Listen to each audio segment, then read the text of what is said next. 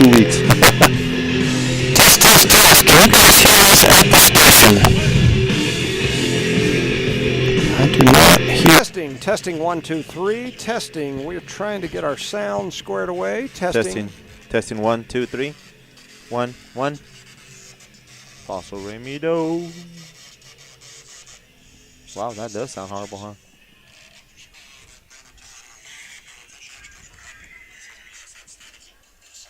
That sounds... Can you hear me? I can hear you good. I can hear you now when that music's turned off outside.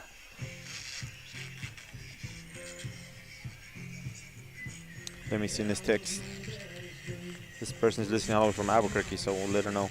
Testing, everybody. Testing.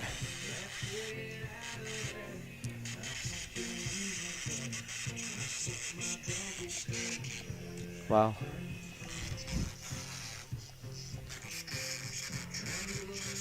Test. Football. Touchdown. Go. Or wrong sport, huh? Still the same. I can't understand a word y'all say. We're about 2-3 minutes behind here. Okay. So.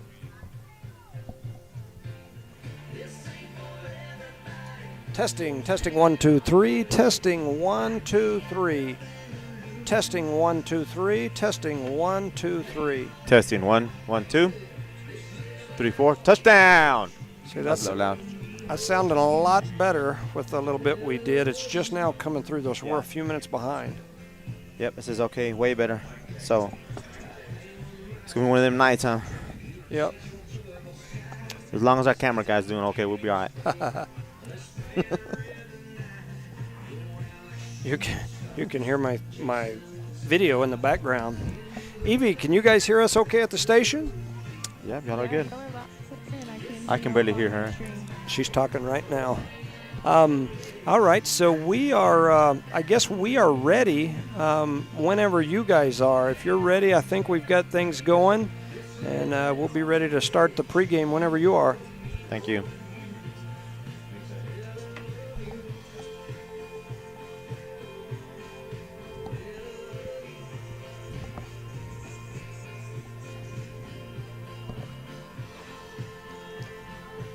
I did not hear it, Jimmy. Did you? Okay. Yeah, and I'm not real sure how to adjust it where we can hear her louder.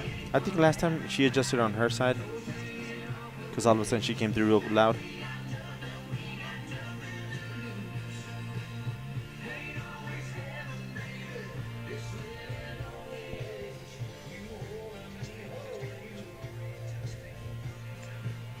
Sound good, huh? Sounds good on my end. So that means we're good to go on that end. I think now we just, and she says we sound good on the other end, so I think whenever they give us the thumbs up, we'll be ready to start the radio.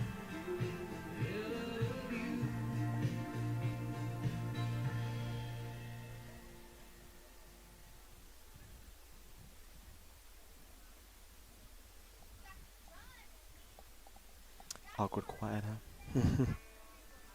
The calm before the storm. That's a good song right there.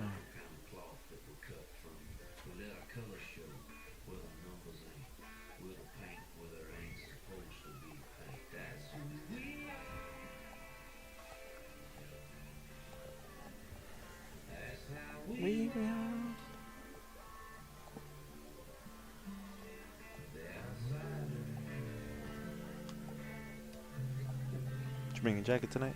Did you bring a jacket? Watch it be the hottest night.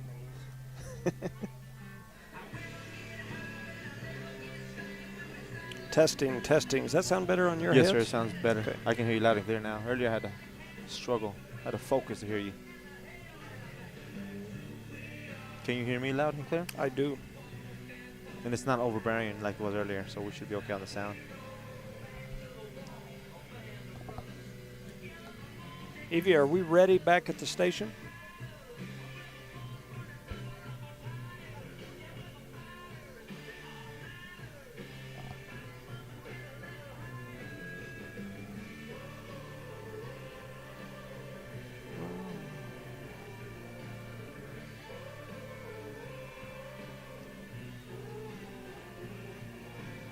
I'm not sure if you're hearing us, Evie. We are ready on our end whenever you tell us You to. got 1 minute. Oh, okay. There you are. there you I are. hear you that time.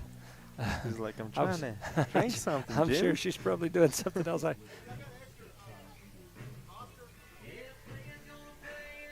Yeah.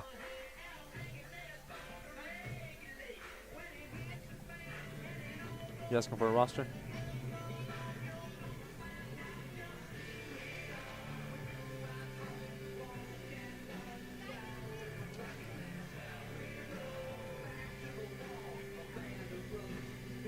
$30. 30 seconds. I'll take care of it. Okay. The 8th graders aren't on there. There's just 3 of them. Okay.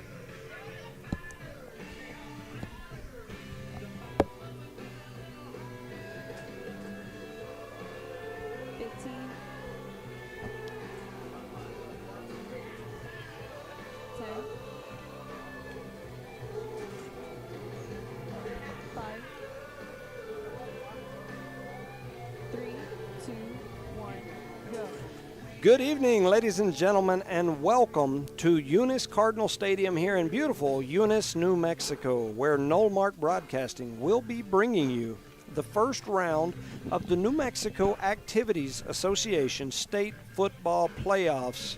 This is the 2A division. Tonight, the 15-time defending state champion Eunice Cardinals will be hosting the Hagerman Bobcats in a 2A playoff battle. The winner here will advance to the semifinals.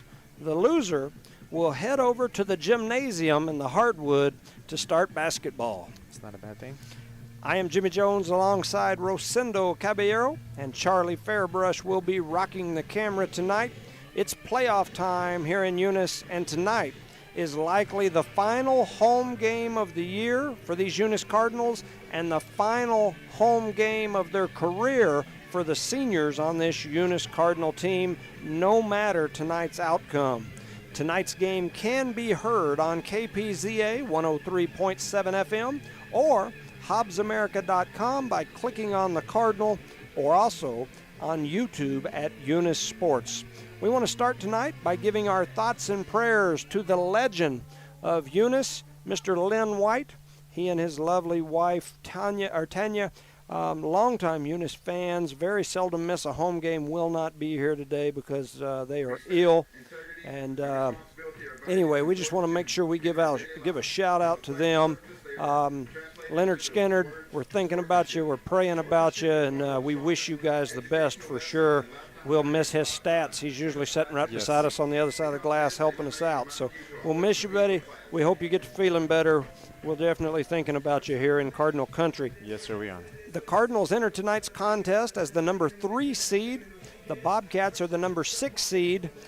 These two teams did face off earlier in the regular season. If this game is anything similar to that game, we are in for one heck of a treat tonight. In that contest, the Cardinals won in overtime in a slugfest thriller. On our side, we hope that doesn't happen again here tonight. No, we do but not. As long as it ends up in a victory, I would be okay with that, I guess. Eunice enters tonight's playoff battle after what some might call a rocky season. The Cardinals lost 3 games this season. That's more losses than the Cardinals had the previous 4 years combined. In fact, you'd have to go back to 2016 to find a year where this Eunice Cardinal football team had lost multiple games in one season. However, this Eunice team did play one heck of a tough schedule, so that record may be a little bit deceiving as far as the skill and the ability of this Eunice Cardinal team. They lost the opening game of the season to Raton. That same Raton team is the number 1 seed in 3A football playoffs this year. They're undefeated. They have wins over 2A top seed Jal. Raton also has wins over West Las Vegas. They have wins over Robertson, Trinidad, Colorado, Clayton, Tucumcari, Escalante, Santa Fe Indian, and last week they beat powerhouse private school St. Mike's. Wow. Raton is for real. They are undefeated, and I look for them to win the state championship in that 3A division this year. They're tough. Eunice also lost on the road against Texas private school Lubbock Christian. a talented team that has only lost one game all year and is on their way to the Texas State playoffs. So that team was the real deal as well. Eunice's other loss came at home against longtime rival Jal in a game that they led 20-6 in the first quarter, and then the wheels fell off, or Jal got their wheels on, one or the other. Jal walked through most of their opponents this year. They are led by Roger Carrion, a huge young man standing 6'7", weighing nearly 300 pounds. He is already signed to play with Division I NCAA Boise State next year. Jow enters the playoffs as the number 1 seed and the number 1 ranked football team in 2A football this year. They're playing tonight as well against Estancia, I believe. At home? I believe that's correct, yes. So 3 losses this year, but definitely an extremely tough schedule.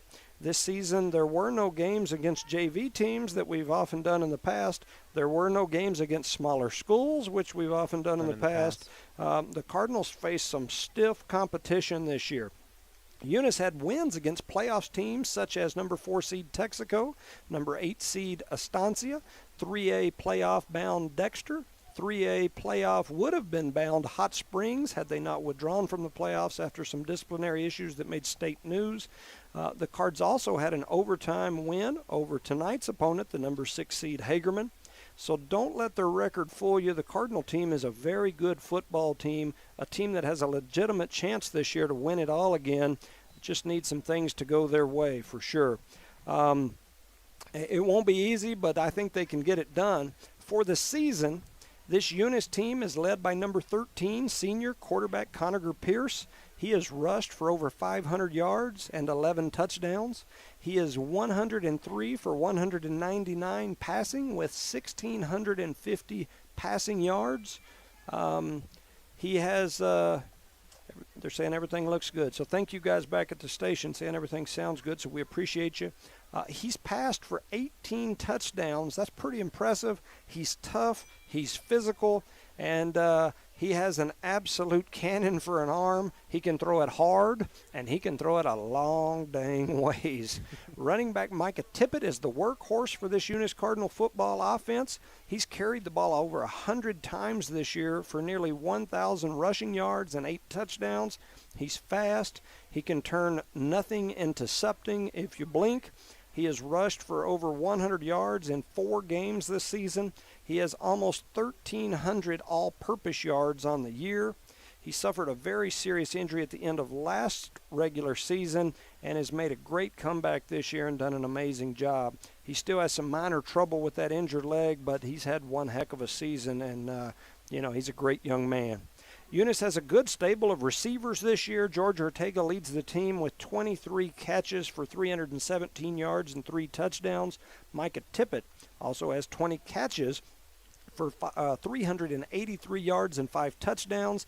Ashton Thompson has grabbed 18 passes for a team-leading 405 yards and 5 touchdowns. He's averaging almost 23 yards a catch.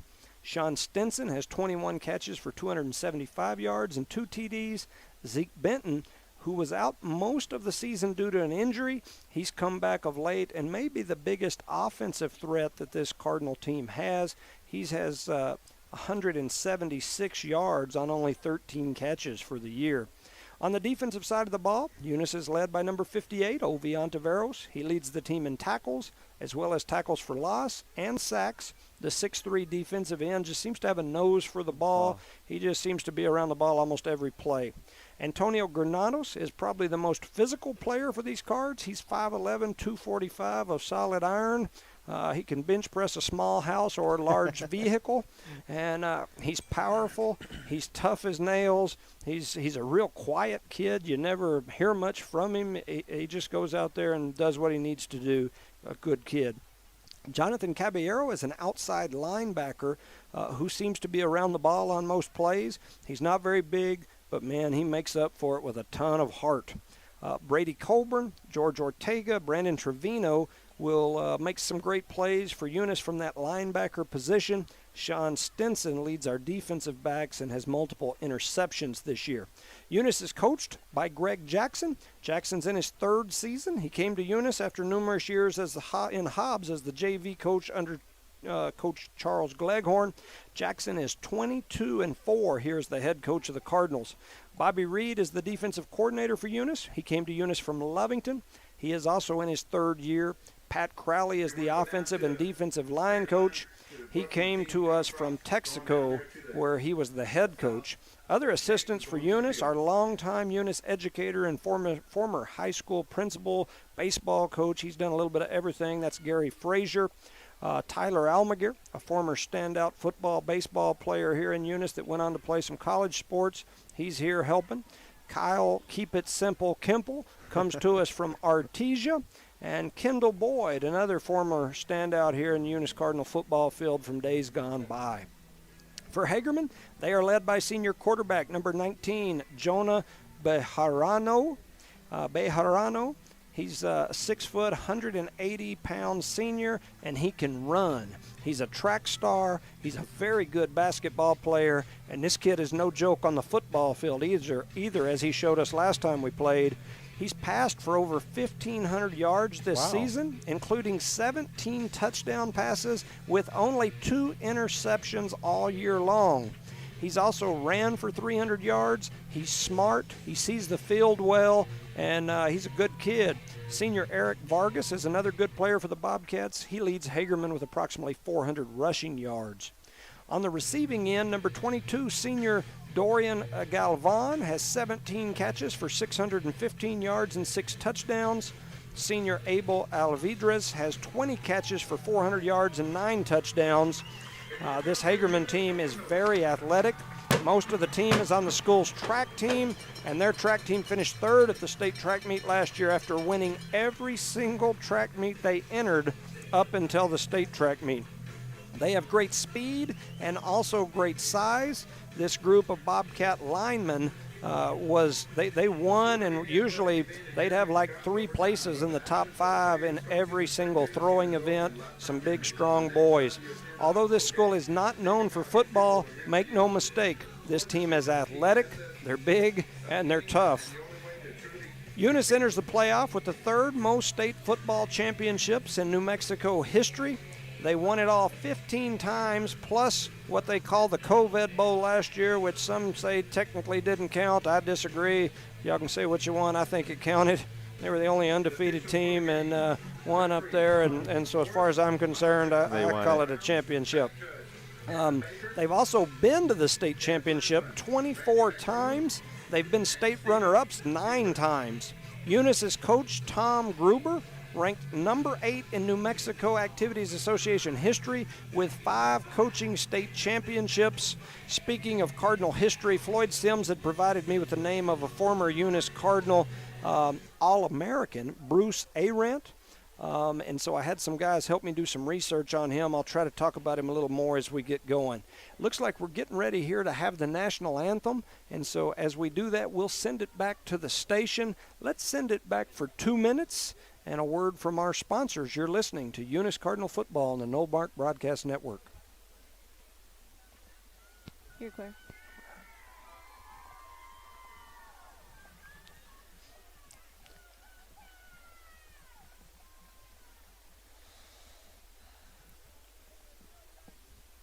Now they'll wait on them to get out, so then they'll be... You have to add another 2 minutes. We'll be going back to the station. That kid, he came back from that injury last game, huh? Mm-hmm. Yeah, he was only out for a quarter, maybe half a quarter, and then he was back. And I think they hauled him off in an ambulance. I don't know. They must have stopped it between here and Hobbs and said, "Get out and go back." Yeah, they hauled him off, I thought. They hauled another kid off that night. Okay, well, maybe it was a different one. Yeah. But he went down in the second quarter. Mm-hmm. Yeah, and he's tough. He's a good player. The crowd seems kind of nervous, don't they? Man, ours sounds non-existent. I think they're all at home watching us on HubsAmerica.com. What'd she say? Evie, I don't know what you said, but we just heard it.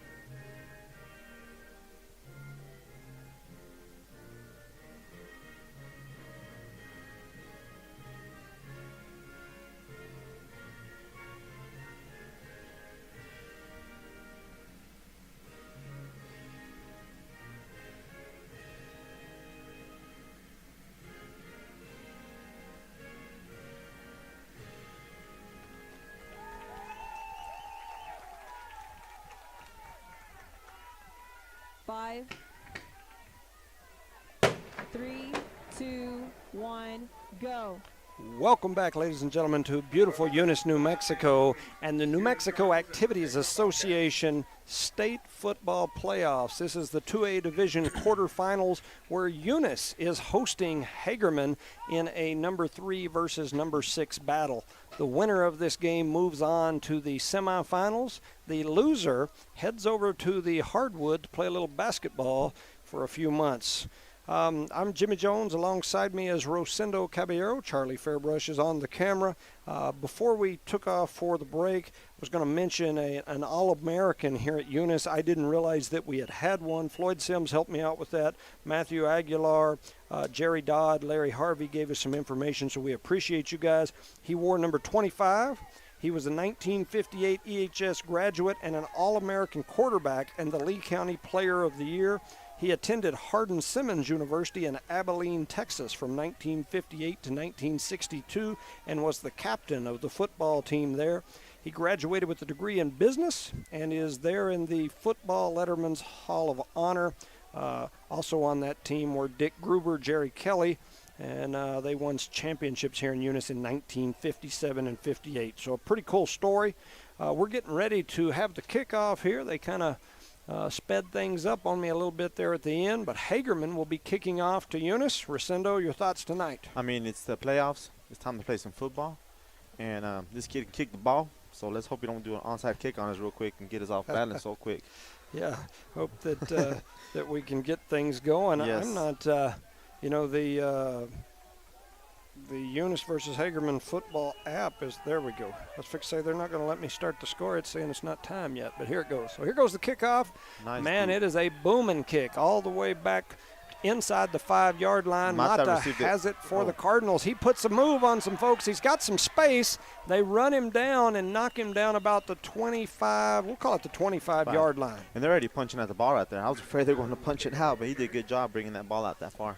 Yeah, we want to make sure that we thank some sponsors. We got a little bit different sponsor lineup for today. The regular season sponsors do at one point, and then the playoff guys step in, so we'll make sure we thank those as we go. Eunice is getting set here. They're running their normal spread offense. They've got 2 receivers out wide right, 2 out to the left. You see that? What happened? He's making him tuck his equipment underneath his shirt. Oh, okay. So you've got Conager Pierce and Micah Tippett. He's making sure he's got everything covered up out there. And Micah Tippett. So the officials have stopped the game here for a second, making sure people Have the right clothes on. Have their equipment on properly. So here we go. Eunice is back to the line of scrimmage. They're ready to go. Hagerman on defense. Eunice moving from the south up to the north, from our right to left. Here goes the snap. We're going to hand it up the middle to Tippett.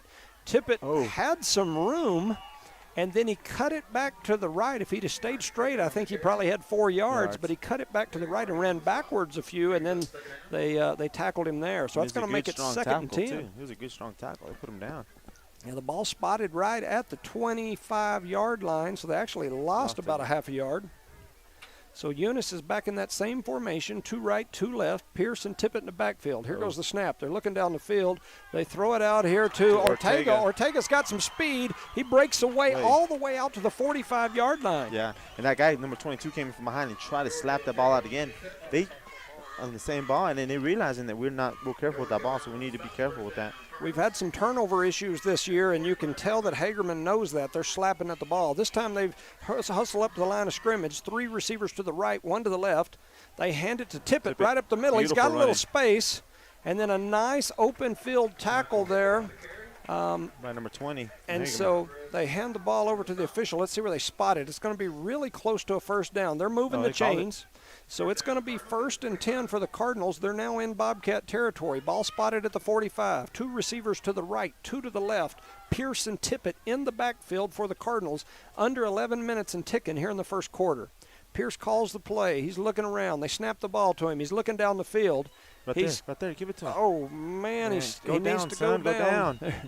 He got hit so 5 yards in the backfield. They had him wrapped up with both legs and people hitting him, and he was staying up. He now gets up limping. He gave up on that play too quick because the other guy was barely finishing his route, and he just gave up too quick on that route. So it's 2nd, and we're going to call it 14. Ball spotted all the way back to the 49. 3 receivers right, 2 to the left, open backfield or empty backfield. Pierce in the backfield by himself. Looks like Eunice is doing a good job there he blocking up front. We've got a man, and he's overthrown. We had Stinson probably 3 yards behind his defender, but the ball was just overthrown. It was a beautiful throw.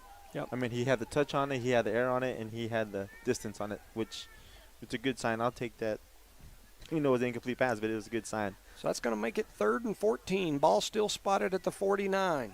Pierce and the Cardinals looking over to Coach Greg Jackson, who's giving them the signal. They're going to running have kind of slow, aren't they? 3 receivers out to the right, 1 out here to the left. Pierce and Tippett in the backfield.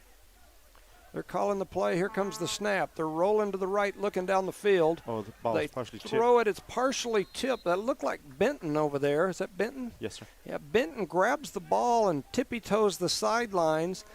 He's not quite going to have the first down. He's about 3 yards short of the first down, so it's going to make it 4th down, and we're going to call it 3.5. Ball spotted at the 38. He did a good job, came back and got that ball. He did a very good job there. 3 receivers to the left, 1 to the right. Pearson Tippett in the backfield. They hand it right up the middle. Oh, no, they don't. They fake it up the middle, and then Pierce gets creamed in the backfield. And not a first down. And it is a turnover on downs. We want to make sure we shout out to these sponsors. Eunice, or Parker Energy Services, Eunice Pump and Supply, Eunice Health Clinic, Eunice Public Schools, Cardinal Hardware, the City of Eunice, Zia Auto Shop, Redbird Gas, IPS, Lasco Construction, Albertsons Market, and R360. Here comes the Bobcats to the line of scrimmage. Looks like the ball spotted about, we'll call it the 38. Bobcats in that tight formation that they run. Man, I can't believe we didn't score the first down there. So the Cardinals get stopped, a turnover on downs. Bobcats have the ball. They run that little pitch out to the left side. They've got some space out there. They're going to be past the first down marker all the way out to midfield. So a first down on the first play for the Hagerman Bobcats. Number 12 tackle him on that one for Eunice. So number 12 is Hein Castro. High-end Castro. He gets in there and makes that tackle. Ball's going to be spotted at midfield. Our offense was moving pretty good. Sorry to interrupt you. Our offense was moving pretty good unless on that last play. I don't know if it was misconfusion on the handoff or quarterback keep. I don't know. So 1st and 10, ball spotted at midfield. Hagerman in that tight formation again. This time they're going to hand it straight up the middle, and there's a lot of Cardinals in there on that play. I see number 74. That's the big man, Leo Balteres. And he makes a good. He wrapped them up, thrown down pretty good. Yeah, I had a good group of people in there helping him. He picks up about 2. Ball spotted at the 48. It's going to be 2nd and 8 for the Hagerman Bobcats. They're in Eunice territory, just barely. They're still in that tight formation.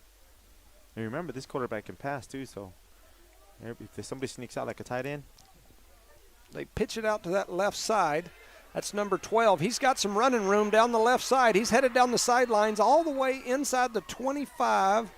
Looks like they're going to mark him out about the 22. Why did he go out of bounds? He had like 7 Cardinals behind him. Yeah, he just stepped out of bounds. That kid, what was he thinking?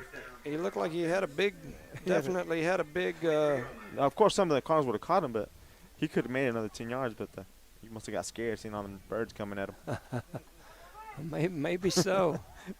All right, so Hagerman heads to the line of scrimmage. It's 1st and 10. Ball spotted, we're going to call it the 23-yard line. So ball spotted at the 23. Probably a pass here, watch. That's number 19, Jonah Bajarano, who is the quarterback for the Bobcats. They're in that tight formation.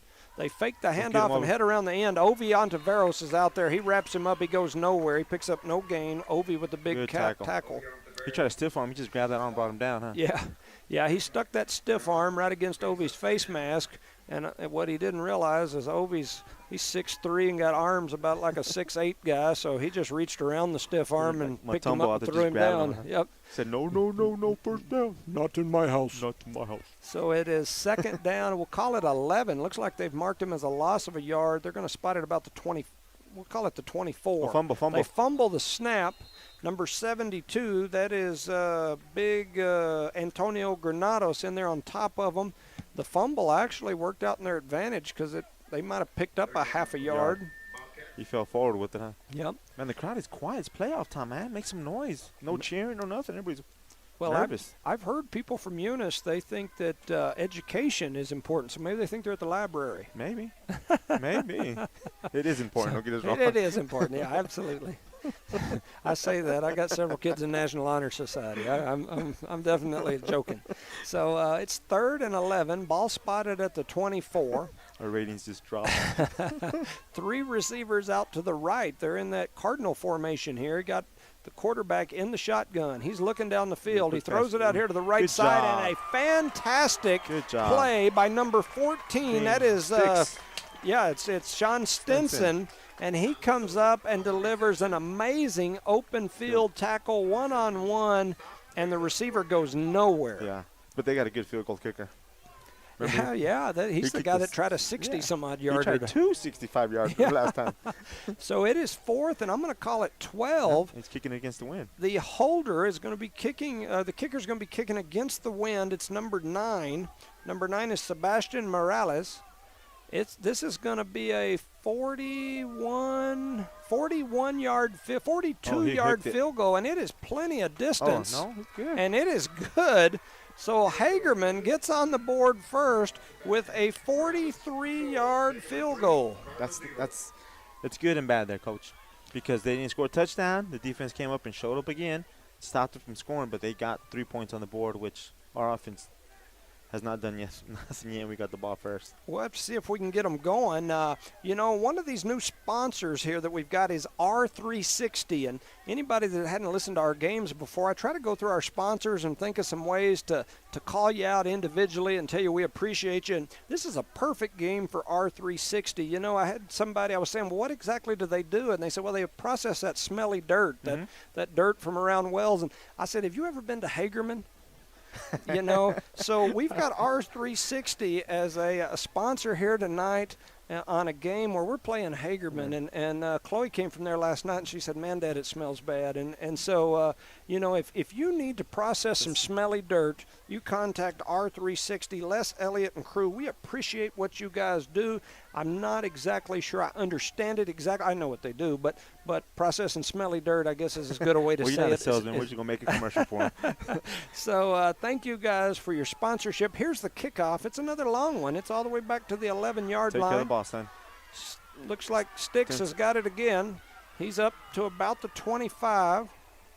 And so Eunice will take over 1st and 10. Ball's going to be spotted right at the 25-yard line. Man, number 22 of Hagerman, he just threw himself at him. Is that legal? I think Isn't so. As long as you're not leading with the head into their head, I think you can do that. He just lunged at him. I'm like, man. Looked like a missile. Yeah. Yep. So I also want to shout out to some sponsors, Albertsons, Jubal Patterson, Nagy, all my crew down there. We appreciate you guys. Eunice comes to the line, 1st and 10. 2 receivers right, 2 to the left. They run a little screen here. They throw it across, and they've got a ton of room. There is a ton of room, and Thompson, my goodness, I thought he was gone. He's out to midfield before they take him down. That's Ashton Thompson. And we've got 22. We've got a Hagerman Bobcat down on the field. Did you see how he throws himself at the other opponent?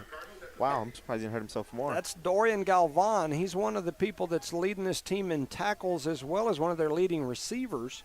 And it looks like they're hauling him off the field. He's got some players on his team helping Ashton did a good job on that. And great pass and a great patient screen to set that up because Pierce had everybody coming after him. So they're back to the line of scrimmage. Ball spotted right at midfield, the 50. They've got 4 receivers over to the right, 1 out to the left, which is Stinson. Pierce is the only person in the backfield. He's in the shotgun. He's standing back about the 45. He takes the snap. He's looking down the field. He's got a man open across the middle, and that's Stinson. Stinson breaks the tackle at the 30, the 20, the 10, 5. Touchdown, man. Good Eunice job. Cardinals, Sean Stinson on the pass from Conacher Pierce. You see, I thought they were going to collide him and number 8. They were going in the same area, and I think Sticks stole it from everybody and just took off and ran. Yeah. Good job on this. That was a good throw by the quarterback as well. He's on point tonight so far with that pass.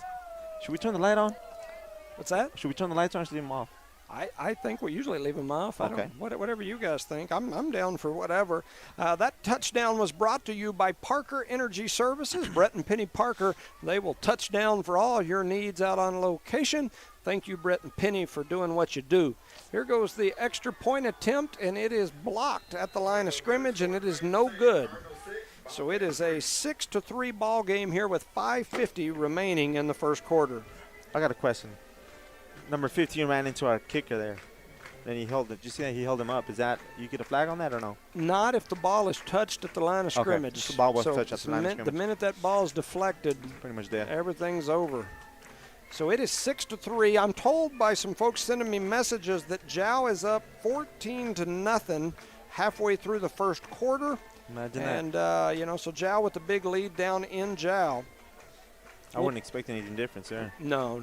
I they're playing Estancia, and when we went up there to Estancia, it was pretty one-sided, and so I definitely expected Jow to. Jow's a tough team. I mean, they are tough. They're big. They're fast. Smart. They're a tough group. So our Cardinals can beat them, no doubt in my mind. But at the same time, they've already shown they can beat us too. So they are a tough group. So Eunice up 6-3. I want to make sure we shout out to a few more sponsors. Becky Nogelmeyer, Brandon Matthews, and crew. Eunice Pump and Supply, we appreciate what you do. The Eunice Health Clinic, Leanne Reeves, Brian, Nikki, Elma, Aaron, Yadi, and all the gang. Thank you guys so much. Eunice gets ready to kick off here. Speaking of sponsors, Eunice Public Schools brings us this beautiful stadium and all these facilities. We appreciate you guys as well.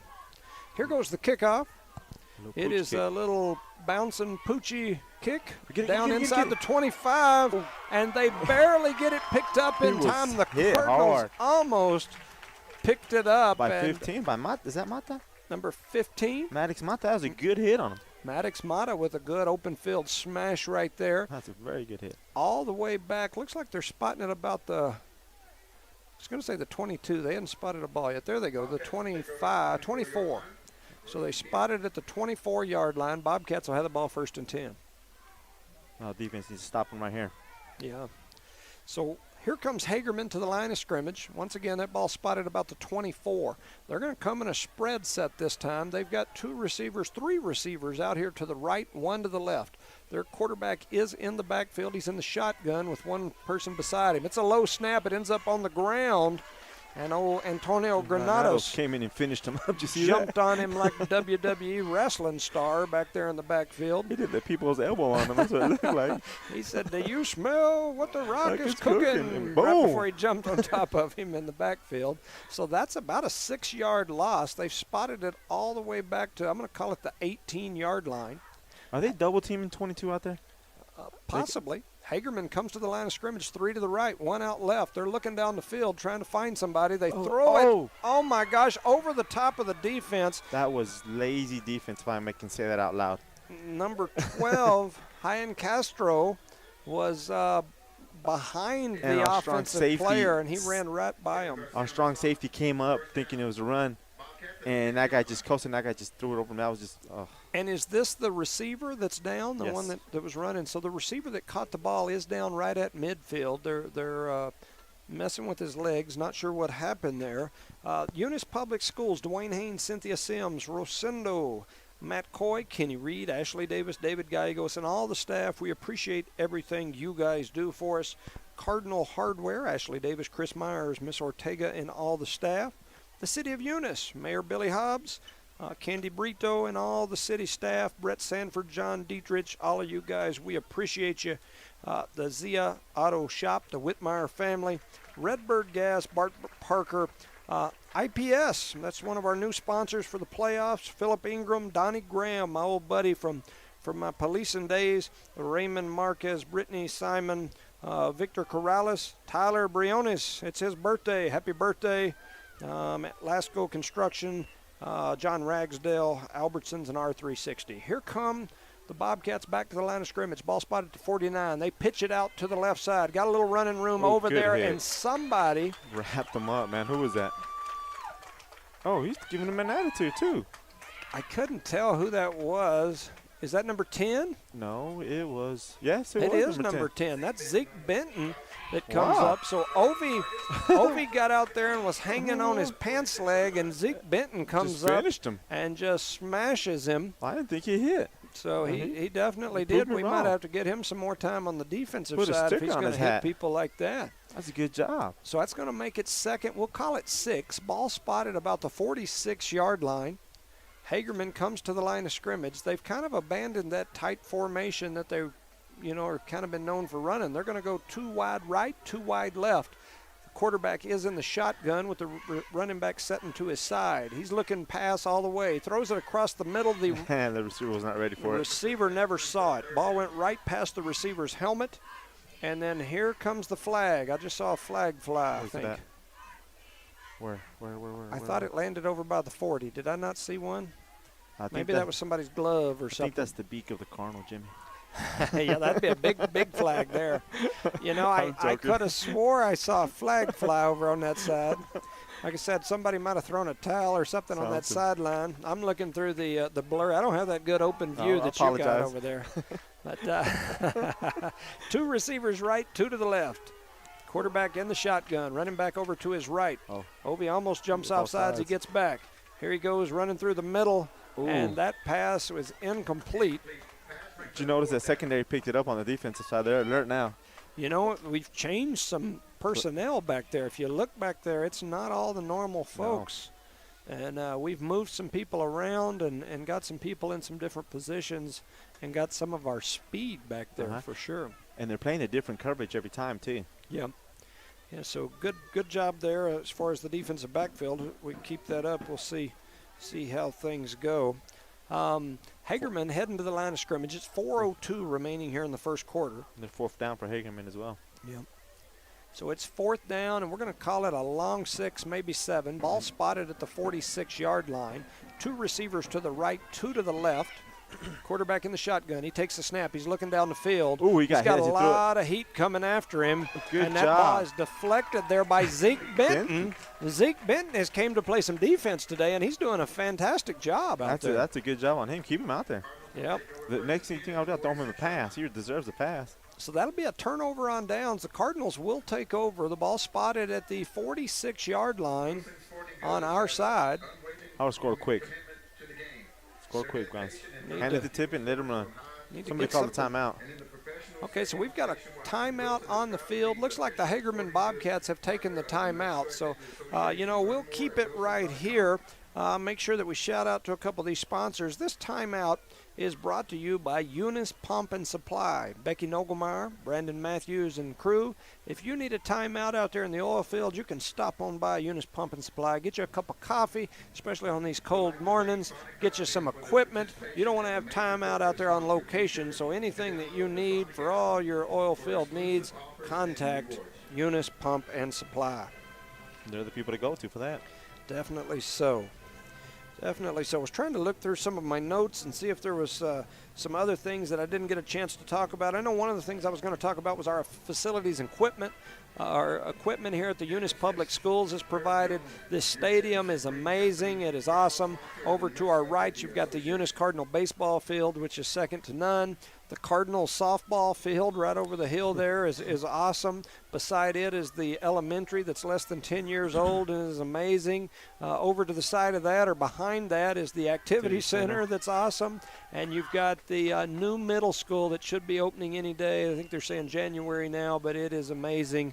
And we'll have the Taj Mahals of gyms pretty soon. So here come the Cardinals back to the line of scrimmage. They're running a little sweep reverse. They run it to Thompson. Thompson's got some room. He's to the 40, the 35, the 30. He's all the way down inside the 30-yard line to, we'll call it the 27. Man, he did a good job when he tossed him the ball. I thought he had bobbled it and lost it. He kind of did bobble it, but once he grabbed the hold of that sucker, he turned the speed on, and he picks up about 40-plus yards right there. Eunice will have the ball, 1st and 10. Ball spotted at the 27-yard line. 3 receivers right, 1 to the left. Good job. Throw a flag on that. And Hagerman quickly calls a timeout. Eunice had Hagerman all messed up. They were trying to run people off and on and change defenses. And it was like Aaron Rodgers. I was calling quick play, and they caught us. Except he didn't have the chin strap down across his chin or nose like that meme that's floating around. Yeah. So another timeout. Let's keep it here another time. We'll talk about another sponsor. Once again, I want to make sure that we shout out to some of these folks. We appreciate everything that you do. Albertson's Market over in Hobbs. You know, a lot of people don't realize this, but Jubal Patterson, who's quite the Hobbs eagle nowadays, the Patterson family is from Eunice. Bob Patterson usually sits right here with Lynn White in this booth, That's Jubal's family. Oh, it and, is? yeah, Jubal is just an amazing guy over there at Albertsons. And, we appreciate them sponsoring and taking care of the Lee County teams. I know that, the majority of us use Lowe's as our normal day-to-day shopping, but occasionally we slide on up there to Albertsons. You can walk in, get yourself a Starbucks, and walk to the aisles. That's what you right. need. That's right. So Eunice back to the line of scrimmage. It's 1st and 10. 3 receivers right, 1 to the left. Pierce and Tippett in the backfield. They faked the handoff to Tippett. Pierce keeps it around the right end. Kind of went down soft there. Almost. Oh, no. Come on. We don't need that flag. That's Julius Woods. That's so fake. Julius Woods. They throw a penalty on Julius Woods at the end. He's out here wrestling with somebody fake. 50 yards from the football. He just tapped him at the end of the play, and they kid for like 60 yards. Oh, we'll give it to him. Yeah, I didn't see it, so I can't say. I just know that when you're 50 yards from the football, you got to get away from people. Got a little excited, Julius. Calm down now, son. Yeah, the ball went the other way. Julius is over here 5 yards from the sideline. The ball's going the other direction. And right in front of the ref, he did it, like too. Like I said,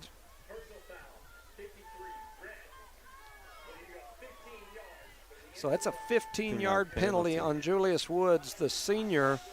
Definitely not very good thinking there. We need to be smarter than that. Yep. And once again, those little things kill us all season. We do not need to carry that into the playoffs. I mentioned that in our volleyball group, yesterday. The girls lost over there to Hagerman, and it's kind of that same thing. It's not any one person. It's just those little mistakes over and over in very important parts, and those will get you. It's they're going to – I guess it was after the play, so they're going to say that down counted. They're saying it's going to be 3rd down, which is a killer for the Cardinals. They're signaling 3rd. The board says 1st. That one over there says 2nd, but we'll see.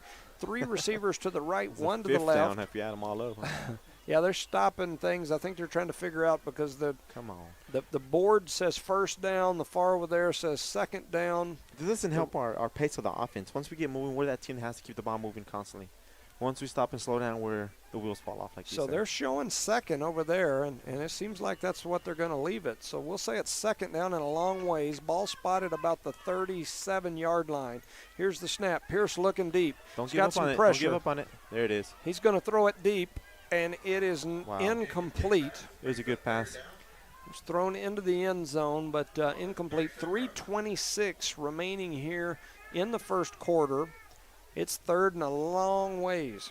That play took a long time to develop. And by the time the receivers came back across the field, there was too much bumping, too much traffic. It threw the whole timing off. Those first couple of drives, we did a lot of quick short passes and a lot of quick runs. Gone away from that, huh? Now we've went to throwing it 30, 40 yards down the field here. And so we'll see if Hagerman adjusts and tries to come after the quarterback, because usually that's what I've noticed this year. That's when they start coming after us. Start rushing. 4 receivers to the right, 1 to the left. Ball spotted at the 38-yard line, 37-yard line. Here's a snap. They're looking down the field. He's got some pressure coming after him. Oh, overthrew him. He had an open receiver in Benton. Benton had his man beat, but the pass was overthrown, cutting across the middle. And it's too early to be going like that, Coach. So we need to get some points on them. 4th and about 20. 3:21 remaining here in the quarter. And we've got a big, big play here coming. Okay, we're going to go for it? I'm assuming. We don't really have a 50-yard field goal kicker, and our punt game has been averaging, I think, about 5 yards a punt. So I think a fake punt. Right? Yeah, it won't hurt nothing. Yeah, we could do the old snap it to the quarterback and let him decide if he wants to punt it or run. Right. Okay, 3 receivers right, 2 to the left. Here comes Hagerman coming down. We've got a man open, and he also stopped and slowed down and jumped instead of continuing his run. And that pass is overthrown, so it's going to be a turnover on downs. I believe that's the 2nd time we've done that today. And what's frustrating about it, we cannot be consistent. Yeah. And this time of the year, in the playoffs, we got to be consistent to continue winning and continue moving forward. If we're not consistent, we're not going to win. Definitely got to get some things going, some momentum.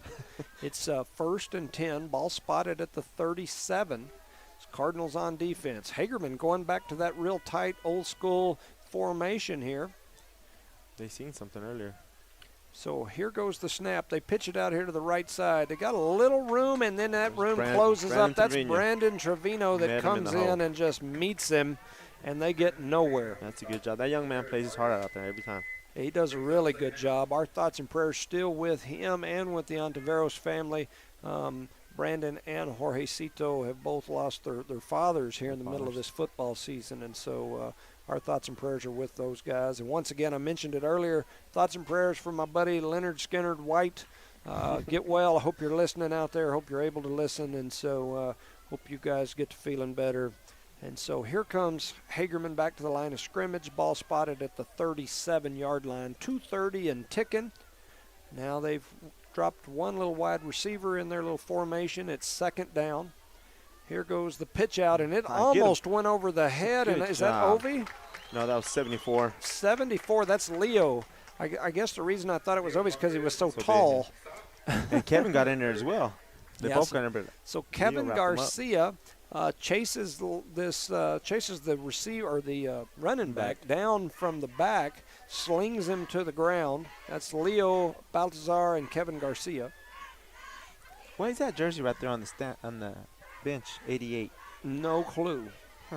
So it's third down, and we're going to call it 13. Ball spotted about the we'll call it the 34-yard line.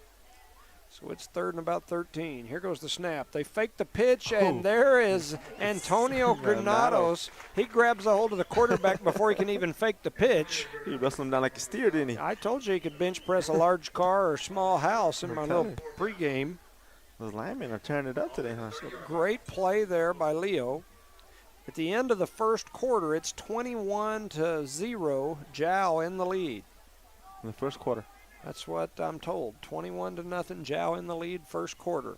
Here, 1:15 and ticking. Eunice leads 6-3. Hagerman looks to be going to punt. Josh back there. Snap it back. They punt it long. We got to get up there and get a hold of it before the. Oh my goodness! Ooh, that was a good hit.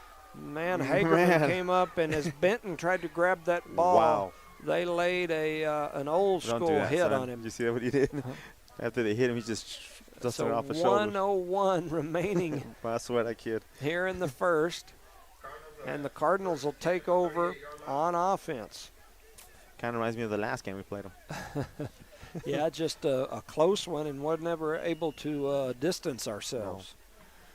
So Eunice comes to the line of scrimmage. Ball spotted. I'm going to call it the 38-yard line.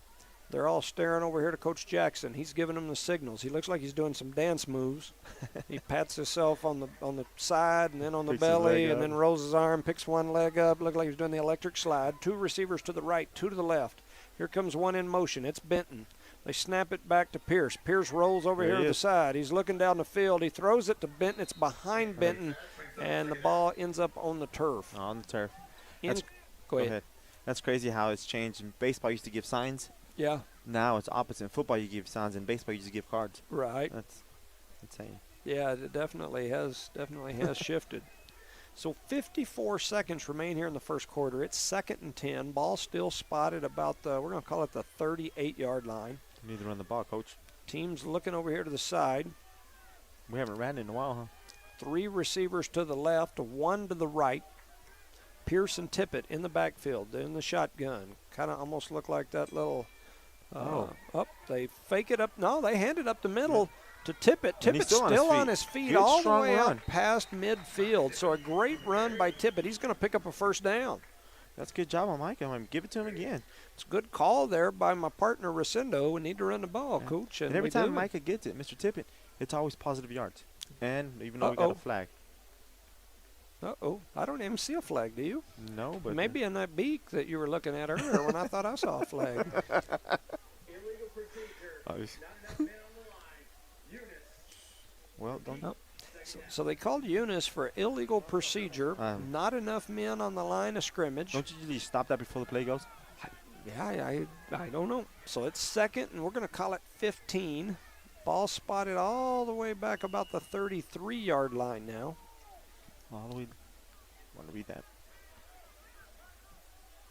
Cardinals line up. Hopefully everybody's on the line this time. Okay, so we got 3 receivers to the right, 2 to the left. They pitch it out to the right side. Got a little running room. I see a flag that just came in. I'm not sure who that is. That's Benton. Benton's still on his feet. He's all the way down inside the 30. Don't throw the ball. But we've got a flag all the way back, and they are screaming over here to our sideline, so I think they're going to bring it back. Yeah, he didn't blow the whistle 3 or 4 times. He's holding against Eunice. So Eunice had a great play there, and it is going to be taken away. That is 2 big plays taken away. 2 big, very big plays. Yep. And so we go from, that's the second first down that we've went from first down. So 52 with they called holding on number 52. They're blocking the back on Jorge Ontiveros. Jorge Ontiveros. Wow, we can be down at the 1-yard line. Man, it is now second, and they are spotting it all the way back. I'm going to call it the 23-yard line, and we have got a long ways. I'm saying 27, 25 yards to go for a first down. Let's call it even 30. So looks better after we get a first down. 1 receiver to the right, 3 out here to the left. Pearson Tippett in the backfield. 28 seconds and ticking here in the first quarter. We hand it straight up the middle to Tippett. Tippett's got some room. He's to the 40, the 50, the 40, the 35, 30, 25, 20, and he's brought down from behind. That's my boy. What a run by Micah Tippett, the workhorse of these Eunice Cardinals. Did you see that speed? He just kept going, kept going. I'm telling you, man, he's thoroughbred out there, brother. And he is the workhorse of this team. There is no doubt about it. 16 seconds remaining here in the first quarter after the huge run by Micah Tippett, the senior. That was beautiful, man. That was beautiful. 2 receivers to the right, 2 to the left. Pierce and Tippett in the backfield. Give it to him again. Here comes somebody in motion. It's Thompson. They fake the handoff, and then they fake like they're going to throw it out here. And then he run over his own guy, but he's going to pick up a few yards anyway. Man, that scares me. They hit him so hard, and it takes him forever to go down. So he picks up at least 4, maybe 5. Was it? Yeah. Yeah, because that line, if you follow it over to that other side. That's what that means? Yeah. If you follow that line over that other side, you can kind of gauge it. Touche. So that is the end of the first quarter where the Eunice Cardinals are knocking at the door again, but they lead 6-3. You're listening to Eunice Cardinal football on the No Mark Broadcast Network, KPZA 103.7 and HobbsAmerica.com. Click on the Cardinal. You can also catch us on YouTube at Eunice Sports. Let's send it back to the station for 1 minute and a word from our sponsors. Here, Clay. Man, it's a slow quarter. And by the time I finish spitting out all that stuff I was trying to say, we'll probably be into the first play before we come back. Before we come back. Yeah, I got that text about that number 88 on the. Yeah, well, I'll make sure I bring that up here in just a sec.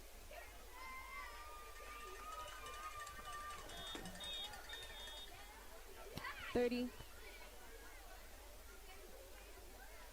Guess I should reply. Huh? I've got several people sending me the same message.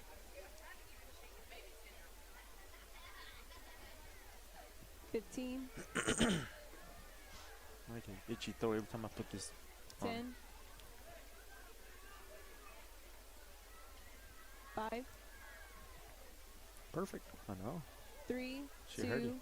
1, go. Welcome back, ladies and gentlemen, to the New Mexico Activities Association 2A state quarterfinal football matchup between the number 3 Eunice Cardinals and number 6 Hagerman Bobcats. Eunice leads 6-3.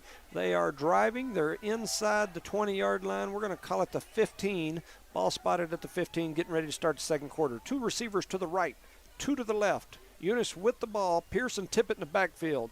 They fake a handoff, throw it across the middle, and almost intercepted. Man, it was intended for George Ortega, but it was thrown into the hands of 22. Yeah, so a tough play there.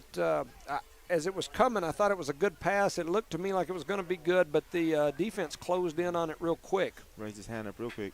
Yeah, so Eunice already back to the line of scrimmage. It's hard to say a whole lot in between plays because Eunice plays such a fast pace. 3 receivers to the right, 1 to the left. Pearson Tippett in the backfield again. It's third down, and we're going to call it 6. He's rolling right, looking down the field. He throws it into the end zone, and it is knocked out of his hands again of Benton this time. That time he had all that real estate in front of him. He should have just ran on that one. So 11:45 and ticking. Want to make sure that we mention the 88 jersey that we mentioned earlier. This number 88 jersey that's on the sideline is in honor of Ruby's. It was Ruby's stepson. Who passed away? His name was Micah. Yeah, I was trying to get the Micah. It is Micah Elkins, and I apologize for not knowing that. I should. The young man's name was Micah Elkins. He passed away in a traffic accident a few months ago or a couple months ago. He played on this football team, on our youth sports football team here, and so that's why the 88 jersey is sitting down there on the bench. And so, our thoughts and prayers are with their family as well. Just great people all the way around, and just a tragic accident. And talking about the youth program, they're going to Denver City tomorrow to play in the Super Bowl, right? Is what they call it? I believe it's the 5th and 6th grade or 4th and 5th grade. I know I think it's 5th and 6th that plays tomorrow in what they call the Super Bowl. These little Eunice kids always play in that West Texas Premier Football League, which I believe is why we have such a great football program at the high school. That's a really competitive league over there. Eunice back to the line of scrimmage. Ball spotted once again about the 15-yard line. It's 4th and 6. Pierce back looking across. He throws it into the end zone, and another deflection back there. It was almost a touchdown, and it falls to the ground. All three of those passes hit the defensive players instead of the offensive players on every throw. And all three of those passes were at least 15, 20 yards down the field into the end zone. Mm-hmm. And what got us here? The run. Yeah. So 11:18 remaining here in the half. Eunice's defense, they'll switch from offense to defense. I've noticed, and I like it, but I've noticed here that we have started playing more of our kids both ways. More of those really athletic kids have started playing offense and defense. And, in your big schools, you don't see that happen much, but at these small schools, it definitely does. Makes I just a got big another message here that Jow is now up 29-0. Still in the first quarter. We get the point. So 1st and 10, ball spotted at the 15. Hagerman takes over on downs. Empty backfield, 3 receivers left, 2 to the right. They're going to try to run it out here. They pitch it out to the side. He's got a little running room, but they take him down after he picks up about 8. That was Kevin and Brandon Trevino got him down. So great open field tackles there by Kevin and Brandon. There's something I've noticed on the sideline that the coach needs to tell the players. Those white lines are there for a reason.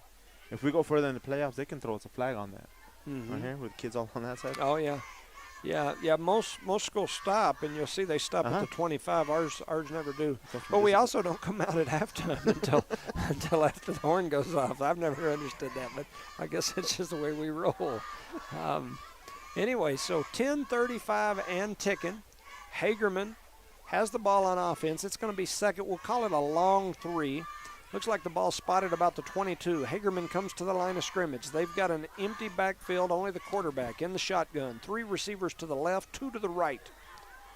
He calls the signal, takes a snap, looking down the field. He's going to throw it down the field. He's got a man open right there for a nice throw and catch by Hagerman. They're going to pick up way more than the first down. He just slung it out there. He did, right into that little space. I got a message. The messenger says 5th graders and 6th graders in Denver City tomorrow. All right. So ball spotted at the 37. It'll be 1st and 10. 10 minutes and 5 seconds and ticking. We wish those 5th and 6th graders the best of luck as they travel over there. As I mentioned, they go play Seminole and Denver City and some of those, those schools, Andrews, that are significantly bigger than ours, and they go over there and compete. Lovington and Hobbs are in those divisions, and our friends to the south, Jow, are as well. And so I really believe that's what makes our programs so successful as these kids get older. So 1 receiver to the left, and the whole team jumps, and that was pretty interesting. I think everyone except the center and the quarterback were running the play. A lot of times when you see that, they just take like a step and everybody stops. They ran the whole play. Kind of tipped their hat there a little bit, huh? Yeah, it's kind of interesting looking. While the quarterback and the center sat there real still going, what are you people doing? No, that wasn't the call. So 9:36, clock stops there because of the penalty. It's now 1st and 15. Ball now spotted about the 32. Wow. It looked like the same thing, but they let the play go through this time. Look at the game tackle there. Yeah, a whole bunch of people wrapped up. Ovi's slow getting up. He had a hold of his legs. They kind of drug him through, and he's staying on the ground. That ain't good. Is it a cramp or an ankle? I don't know, but he's laying back down, and he's got players there waving for the coaches. Well, he's up. And he's hopping on one leg. He's usually a pretty tough kid, so if you can't hardly get him off. He didn't want to get off, you know that, right? That's why he got on his own wheel, so Yeah. he walked it off. Yeah, so he's headed to the sidelines. Not good for Taking the Mr. Miyagi to fix him up. Yeah, for the Cardinals. You don't ever want to see your leading tackler headed off to the bench in a game this close. 9:13 and ticking. He's good. One receiver spread wide to the left. Everybody else is in tight. They're looking pass all the way. They've got a man down the field. He's got some room and some space. Oh, he was beat. 10 was beat They for the Cardinals. overthrow him, or it kind of tips off his hands. Thank you. That's the best defense we had out there. Overthrowing them. Lucky for the Cardinals right there. Once again, our strong safeties are biting on those runs. They realize that quarterback can throw. Yeah, so it's going to be third down. We'll call it 12. They're spotting the ball right at the 35. Third down. We got another message. Camera. The camera, bro. I don't know what that means. The camera, bro. The camera. No, you're fine. It's playoff time. They don't let you breathe, huh? Oh. So 9 minutes to go. 8:58 basically. And so Hagerman really slow at getting this play started. They've been in the huddle for what seems like forever. Is there anybody here? I can't hear nobody. It is quiet tonight. All I hear is you. That's it. No Yeah, noise that's after not nothing. good. These people around here don't like Delay hearing game me. already. Or what is? Yep, he threw the flag over here. So. Yep. So they're going to scoot them back. It did seem like they took forever. Man, I thought it took. I thought it took forever. But it's nice how he called it because he's facing the scoreboard. Huh? So it's now going to be third, and I will call it 17. And Hagerman back on offense, third and a long ways. Ball spotted at the 30. Here's the snap. It's going to be run the whole way. Get him 25. Oh, yeah. And that's Jerry Hawkins. Jerry Hawkins come through there. As we've mentioned before, his daddy hawks the police department like that. He treats bad guys like that, and Hawkins treats them like that out here on the field. So man, good job from Hawk. If Jerry was as big as his Big Jerry, man. Big Jerry's. Did you see his Halloween costume? I did not. I didn't. Man, he had some kind of crazy costume. I think he was like Aladdin with like a crib on his back, hauling a kid around. Oh, his baby daughter, right? Yeah, man, he was intimidating looking. I didn't want to mess with the Hawk family. So 8:20 and ticking. It's 6-3. No flag. Hagerman going to try to punt it. They get the punt away just barely. Get it, Josh. Oh, my goodness. We got, no, the ball. Goodness gracious. Got like a 20-yard bounce. Yeah, Hagerman barely got the punt off. They kicked it sideways. It hit the ground, and it skipped about 30 yards. And we couldn't get a hand on it. It skipped all the way and went out of bounds. So that's something we should have been working on all season. Right now, we should field that ball, come up, field it on a good punt. But oh well, what do I know, right? So 8:09 remaining here in the half. It's 6-3. Eunice just offensively just has not been able to get any momentum going. Well, it's been like 20 minutes since anybody scored. 2 receivers left, 2 to the right. Pearson Tippett in the backfield. Oviantaveros is one of the starting linemen here over the last several games, and he's still on the sideline. Ashton Thompson catches that pass across the middle. He's turning it up tonight, isn't he? First down. He's doing a great job. That's a first down after the pass from Pierce to Thompson. Ball spotted at about we'll call it the 47. He's had the best hands all night. Ovi must have rolled that ankle pretty good because taping him up, huh? Boyd's over there working on him. He's got him all taped up. So 2 receivers left, 2 to the right. Here's the snap. They hand it to Tippett up the middle. He's got some running room. He's going to pick up positive yardage for sure. He's picked up at least 6, maybe 7. He almost broke that right there. Yep. Good job on Tippett. Give it to him again. So 7:38 and ticking. I'm selfish, huh? Give it to him. Cardinals back to the line of scrimmage. 3 receivers to the left, 1 to the right. Pearson Tippett in the backfield. He's trying to get his shoe on. Second, we'll call it a long 3. What was that? Pierce right up the middle, and he's going to pick up more than enough for the first down. Ball all the way past the 50 into Bobcat territory. That was weird. You said like he's going to hand it to him and kind of led the hole with the ball in his hand. So the ball spotted at the 49. The Did you see that? They're just standing around looking at each other. Yeah, and having a powwow. Ball spotted at the 49 inside Bobcat territory. They fake the handoff and run it right up the middle. It's Pierce again. He's got a little room. He got hit there. He got hit hard, and a helmet flew off of one of the Bobcats. But Pierce is all the way past the first down marker again. It was a good run on his part, but he got hit pretty hard when that helmet came off. Yeah, the guy from Hagerman hit him so hard he knocked his own helmet off. There we go, got the ball rolling, and what we're doing? We're running it. So we're all the way down. They're going to spot it at the 36. Under 7 minutes and ticking. 3 receivers right, 1 to the left. Pearson Tippett in the backfield. Here goes the snap.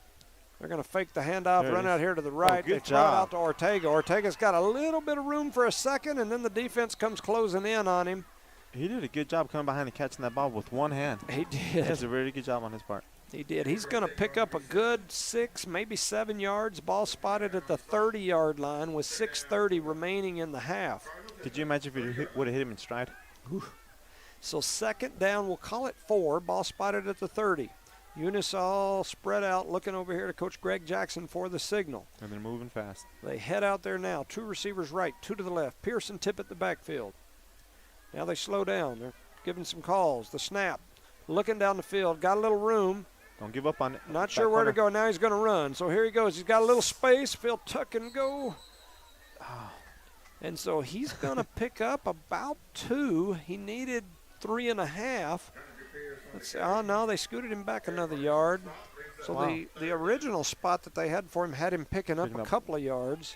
And now they basically set it back down about the original line of scrimmage. So we'll call it 3rd and 3 again. Give it the 9. 2nd 3. Let's give it to 9. 3 receivers to the left, 1 to the right. Pearson Tippett in the backfield, 5:35 and ticking. Here's the snap. They fake or they hand it off. Oh, and he runs into his own man, but then he gets a little space. And he's going to be real close, depending on the spot. If it's a right foot spot, it is. Yes. Right foot spot equals first down. Left foot spot equals not, but it is a first down. That's pretty cool how he ran into 74, and our team just brushed him on. Get out the way, fool. I got to run through here. 5:20 and ticking. Eunice hurries to the line of scrimmage. It's 1st and 10. Ball spotted at the 25. 3 receivers left, 1 to the right. Pearson Tippett in the backfield. Here's the snap. They're looking down the field. Got a little space, and now he's going to tuck and run. And if he'd have just ducked his head and kept on going, he had several yards, but he tried to bob and weave and slam on the brakes, and they'll fly right by like in Top Gun, and they didn't fly right by. And 5 was open. He hesitated a little bit, that little hesitation, and he's covered. So 2nd and 10, 4:50 and ticking. 2 receivers left, 2 to the right. Run it. Pearson Tippett in the backfield. Slowing it down or something, are they? Ovi's back on the field, back out there playing the lineman. So here goes the snap. We're looking down the field. We got a little space. They throw it up over the top to Thompson. An amazing pass by Conager Pierce, and an even better catch over the shoulder by Ashton Thompson. You know, that was a great pass and catch right there by those two. Everything worked out perfect right there, man. That was beautiful, man. So touchdown for the Eunice Cardinals. 4:27 remains here in the half after an amazing pass with touch from Conager Pierce out to Ashton Thompson. Looks like there's some confusion as to what they're going to do. It's 42-0 in the second quarter, early in the second quarter in the Jowl game, just so you guys know. So if they hurry up, they might make it here, huh? Yeah, they might get to come watch this game if we keep that pace up. 42-0 in favor of Jowl early in the second quarter. Early in the second quarter. So with 4:27 remaining in the half, Eunice now scores again. It's 12-3. They're going to keep the offense on the field and go for 2. 2 receivers right, 2 to the left. Pierce and Tippett in the backfield. What do we do here? I would. I think I'd hand it to Tippett. You know my opinion. Yeah, and if he gets in, he gets in. If he doesn't, at least we've went down with, well, we're going to roll out and throw it. We got a guy. We're going to duck it. He runs it. That's okay. We'll take it. 2 points is 2 points. It is 14-3. Good job. I apologize. on top. I'm selfish. I wanted the pass. I wanted the pass. I ain't going to lie. He ducked it. He saw something we didn't from our angle, and he got in there, so I'm good. 4:27 remaining here in the half. Eunice now leads 14-3. Let's send it back to the station for 30 seconds and a word from our sponsors. Here, Claire. That's good. Good job on them.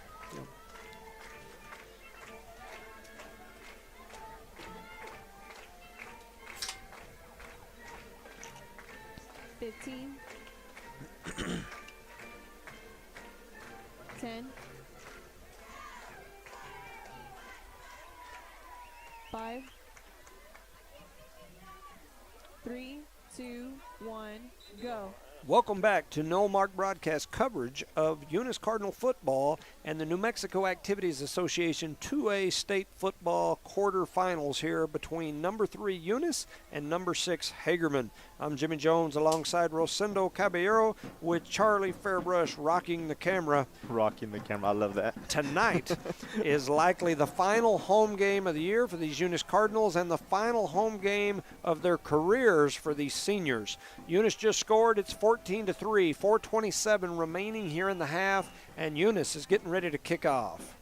Here comes the kick from Elgin Woods. It's a little pooch over the top. Hagerman fields it cleanly. Ooh, good hit. And somebody, is that Brandon Trevino? Yes, it Brandon is. Trevino. And he stripped the ball from him. Man, he came through and delivered a smash of a hit. Not only did he do that, he took the football away. He looked like Waterboy out there. No, I mean, no, in a good way. They're having a discussion. Well, I guess they're going to leave the ball in Hagerman's He hit him and hands. stripped him. Man, he just good old-fashioned wrestling, form double leg and then took the football away from him as he plowed him backwards. I got a text here. Somebody's listening to us from Utah. Utah. David Ornelas is listening from Utah. Pretty neat. Shout out to you guys. Appreciate you listening from out there far away. Hagerman comes to the line of scrimmage. Ball spotted at the 42. 2 receivers right, 2 to the left. They're in that Eunice Cardinal formation. Quarterback and back in the backfield. They're going to run it straight ahead. Got a little space for a second, and then who is that? George Ortega makes a great open field tackle there as he tried to shoot through the hole. And he showed some great character, too. He helped him up. Yep. After he took him down, then he stepped up and gave him a hand and helped him up. So good job there from George. It is second down. He was lucky to get back to the line of scrimmage, so it is second and 10. Ball spotted at the 42. Under 4 minutes remaining here in the half, and the clock is ticking. The defense showing up, man. Doing their job. 2 receivers right, 2 to the left. I wanted to say Pearson Tippett, but oh my goodness! And John almost had. He just tipped it. Man, Jonathan Caballero stepped in the passing lane as they tried to run that slant pattern, and he had his fingertips on it. And if he could have pulled that one in, it would have been 40-plus yards of nothing but green grass. That would have stumbled into the on the other side. I would have given him a touchdown. So 3rd and 10. The Bobcats here trying to play some Eunice offense. They're going to send 2 receivers wide right, 2 to the left. Quarterback and running back in the backfield. There's the crowd you hear. I'm finally hearing them. Took us getting up 14 to get some noise. They throw it down the field. They've almost got a man, and he cannot come down with it. Kevin Garcia was with him stride for stride. That's a big kid, that too. Is. Kevin is awesome. Don't judge him by his height, man. That boy can play football. Yeah. I was talking about the guy that he was guarding. He's huge. That kid's tall. He's like a foot taller than him. Yeah, I mean, shoot, he's taller than most of the kids on both teams. He's barely taller than me. So that's going to make it 4th and 10. Ball spotted at the 42. 3:38 on the clock. And it looks like Hagerman's punt team is going to be out there. Let's see if we can field this one and not let it skip 40 or 50 yards down the field. Our special team is due, man. We have not done anything special on special teams. Oh, and the ball's on the ground, and the job. Cardinals get to him. Ovi touches him, and number 23, that is last week. We said the wrong name the whole time. Davius Brecken. I was saying his brother's name all last week. Trust me, I heard about it. He had a great game last week, and we didn't say his name once. We were saying his brother's name. So Davius Brecken shoots through the line of scrimmage and gets there. We appreciate you, Big D, DB. And number 23 did a good job right there. Ovi was back there, too.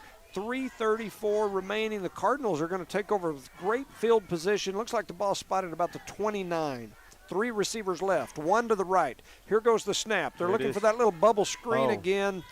A little confusion there, huh? Yeah, it started off looking pretty good, and then all of a sudden it looked real rough. So 2nd and 10 after the incomplete pass, 3:30 remaining here in the half. I had gotten an update. I can't remember if I said it or not, but on that Jowl game, I'll mention it again. I bet you Jow's winning. 42-0, still with 3 minutes remaining in the half. Wow. So here comes Eunice to the line of scrimmage. There's the snap. Tippett They hand it to Tippett. Tippett's got a little space. Get it. He shakes a tackler, breaks into the open field. He's all the way down inside the 15-yard line. And he We'll call lost it a the shoe. 13. One of his shoes fell off. The last 9 yards were barefoot. Shoeless Micah Tippett, and there's a flag over on that far side of the field. Let's see what it is. Holding. Let's talk about it. Yeah. It's off the ball. That is usually where you're either going to see a hold or a some sort of infraction as far as the lineup, the way they were set up. Let's see. I know receivers take off just a split too fast, but they ain't called it on that. We don't look in at the ball. I know, we don't. And I'm guessing that's just something we do different than. But that's what this is. Yeah. Can we bet on the radio? Blindside block. Number 8 with a blindside block. And that's going to be completely on the opposite side of the field of the play. Huh. Is So- that with a 15-yard penalty? That's what they said.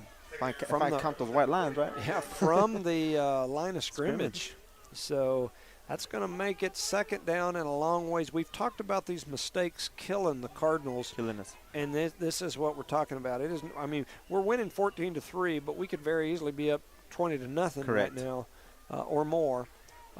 It is 2nd and a long ways. Give it Ball to 'em. spotted at the 45. Oh, no, it's fast. They're looking down the field. They've got He's Benton, open. A good and pass. he catches it, and he's headed into the end zone. Wow. An amazing catch by Zeke Benton. No. He's Did you see that? he was wanting real bad to do the Dougie or something down there as he got that one in the end zone. He thought about it. But that ref was like, give me the ball. Give me the ball. Don't do the Dougie. Yeah, or the Izzy or none of that. The Icky Woods. That's what it's called. The Icky Shuffle. That's what it was. Not the Izzy. He made that look easy, didn't he? He made it look Izzy doing the Icky.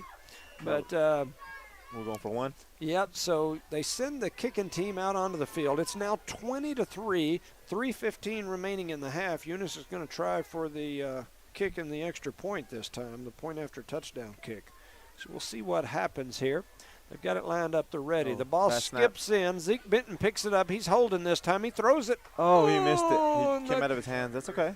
Ball was in and out of the hands of the receiver 27. right at the line, right at the goal line. That is Isaiah Hernandez. He couldn't quite bring it in. The pass was a little low. Real low, and then you got to come from blocking, trying to go score. It's tough. And Benton was under a lot of pressure as well. So 20-3, Eunice on top. 3:15 remaining in the half. What I haven't seen out there is Chacon. I haven't seen him out there tonight. You know, I haven't either. And like I was saying, they've changed that defensive backfield. You've got a bunch of your, your offensive speedsters that have been playing offense all year back there playing defensive back. We'll keep it right here during this break. Want to make sure we shout out to John Ragsdale and Lasco Construction. We appreciate you guys getting involved in the sponsorship, especially here in playoff time. The Ragsdale family, a good group. They've had kids that went to school down here and just an all-around great group of people. So thank you, Lasco Construction, for all that you do and for helping to bring Cardinal football to all those listeners out there. Thank you, guys. Also, a shout-out to Zia Auto Shop, the Whitmire family, for all your tire and car needs. Get down there with the Whitmire family at Zia Auto Shop. 3:15 remaining here in the half. Eunice leads 20-3. They're getting ready to kick off. Ball spotted right in the middle of the field on the 40-yard line. Elgin Woods back to kick off. He raises his hand. Here comes the whistle, and there goes the kick. It's a little poocher again. Right up into that same guy, and he catches it this time. And he did what they used to teach me to do when I was young when there was a fire. He stopped, dropped, and rolled when he caught it. So he knows he can call for a fair catch, right? Yeah, but he wanted to stop, drop, and roll. Get that jersey dirty, You don't get to do that all the time. Look, Mom, I got my jersey dirty, Mama. 39-yard line is where the ball's going to be spotted. 3:12 remains here in the half. 1st and 10. Hagerman. Let's see if Eunice could get a stop here and get it in the end zone one more time. Do you remember what ankle OB twisted? Was it his right or his left? I don't know. Does it make a difference when you're blocking on the offensive line? Yeah, for sure. So Hagerman comes to the line of scrimmage in that real tight formation. They try this pitch out to the side. Eunice does a really good job of containing, and then a whole host of Cardinals get in there, led by Garcia and Jorge Ontiveros, along with the Hawkster himself. So that's going to be a no gain on the play. Ball spotted at the 39-yard line. Hagerman looking to the sideline for their play. Yeah, they're running it in real slow. Yeah. They take their time when they don't, because occasionally they run a little hurry up, but when they go back and set in that huddle, they use almost all the seconds. And so here they go. There's kind of a slow jog up to the line of scrimmage. Real precise. Let's go. 2:30 on the clock. It's ticking. Receiver out to the left. They're in tight. They're going to fake the handoff, and then they're looking pass. And Ovi Ontiveros comes through and slams the quarterback down for another sack. It was a good sack. That quarterback did not want to get hit by 58. Did you see him? He was coming. Like you said, he stopped, dropped, and rolled, and Eunice calls a timeout. Hurt ankle and all. So that sack was brought to you by, let me see, Cardinal Hardware. If you need some sacks out on location, they carry those big construction industrial sacks where you can load up and clean up if you're doing that backyard work out there. They got rakes for you. They got shovels all for that you. stuff. You can head on down to Cardinal Hardware and they'll help you out. You know, they can take care of your needs for all your sacks. So that sack was brought to you by Cardinal Hardware. So Ovi Ontiveros with the sack. Also want to make sure we shout out to Bart Parker and Redbird Gas. Thank you guys for all you do. Bart Parker is a former state championship competitor and player here for these Eunice Cardinals. I can't remember his class. I'd probably get a whooping if I said the wrong one, but I know it's right around that 70 mark. But it's like 70, 71. So we appreciate Bart and all that he does for this community. Just great people. And so Hagerman back to the line of scrimmage. It's third down. We'll call it 17. Ball spotted at the 32. They hand it up off the left side. George Ortega comes through, does a sliding one-arm tackle. Looked like he was on a slip and slide on a summer day in the front yard as he slid through on his belly and one arm smacked the guy. Man, that kid's a beast, man. He's tough. He is a beast. He's a good kid. He's a real deal, very man. tough, plays hard. Eunice going to take another timeout here. This timeout will be brought to you by the City of Eunice. Anytime you have time, take a timeout, run on down to City Hall and check on your water bill because the City of Eunice has a lot of folks up there that can help you with that. Mayor Billy Hobbs recently won a re-election, and so just run on down there and get in their ear, see if there's anything that you have concerns about in the city. Let them know about it. We appreciate the City of Eunice, Candy Brito, Brett Sanford, John Dietrich, and all the others down there. Miss Whitmire, she's one of them that helps us in a lot of different ways, like with the auto shop. So Hagerman back to the line of scrimmage. They didn't take very long. It looks like it's fourth and a long dang ways. We'll call it 18. Here goes the kick. They kick it straight over to the right side, and man. Oh, he picked it up? Picked it up there. Oh, and there's going to be a horse collar, so we'll get a free 15. I still can't figure out why we watch these balls skip 10, 15, 20 yards down the field. That went 20 yards. He picked it up right on the sideline with three people in front of him. When the kick first came off his foot, I thought it was going straight out of bounds, so I thought that's why we were backing up. But it landed inbounds and skipped 20 yards down the sidelines, and I'm glad to see him get over there and pick it up, and then he got horse collared, so we'll get another 15 out of that one. 2 minutes and 1 second remain here in the half. Eunice will have the ball. Pretty good field position. I think they called him for a face mask, not a horse collar. So that's good. Did a good run back on that. So Josh Carlos gets a 15-yard run back there. It was all done after the whistle, but it'll work for us. He knew what he was doing. I don't know what we're talking about. He knows what he's doing out there. He was getting a adjustment to that vertebra. He was twisting his head around sideways. Ball spotted at the 41. It's 1st and 10 for the Cardinals. 4 receivers to the right, 1 to the left. Pierce, the only person in the backfield. He's rolling to the right side. He's looking down the field. You got Julius blocking from the front. Jules got blocked, but Pierce plowing through. He's still going. He's still plowing. Son. Don't get hurt. He's all the way down to the 43-yard line. I mean, I appreciate the extra yards, and there's a couple of times he breaks out and gets another 10 yards, but it's playoff time. Get hit, go down, come back up, give it to your running back. Don't get hurt. No. 150. Clock starts ticking again now after the first down. Ball spotted at the 43. 3 receivers to the left, 2 to the right. Nobody in the backfield but Pierce. He takes the snap. He's looking down the field. They send 4 blitzers this time. He throws it down the field. Oh, and luckily, I say luckily, he got the ball into Tippett's hands, but the quarterback for Hagerman was right there running with him. He tried to go for the interception, and luckily for the Cardinals, he didn't quite get it. But then it deflected into Tippett's hands, and if Tippett pulls that in, he's off to the races for a long, long ways. He was gone. So 133, it's 2nd and 10. Ball still spotted about the 43-yard line. Here's the snap. They fake the handoff, and then they throw it down the field. And Ashton Thompson had a couple of steps on his people, but the ball was just out of reach. That looked pretty. Okay, now let's quit playing around. Let's get a first down. Hand the ball off. 128 remaining in the half. It's 3rd down and 10. We've got no yards so far in the last few plays. We need to. I would love to score before halftime. Yep. That's once again, I'm selfish. The safety from Hagerman is, well, he's scooting up a little bit now. I was fixing to say he's a good 18, 20 yards down the field, but he's scooted up now to about 13, 14 yards down the field. He's looking down the field. They snap the ball. We've got a man open. That's Benton. Benton shakes one tackler. He's on his feet. And he takes a kind of an awkward shot.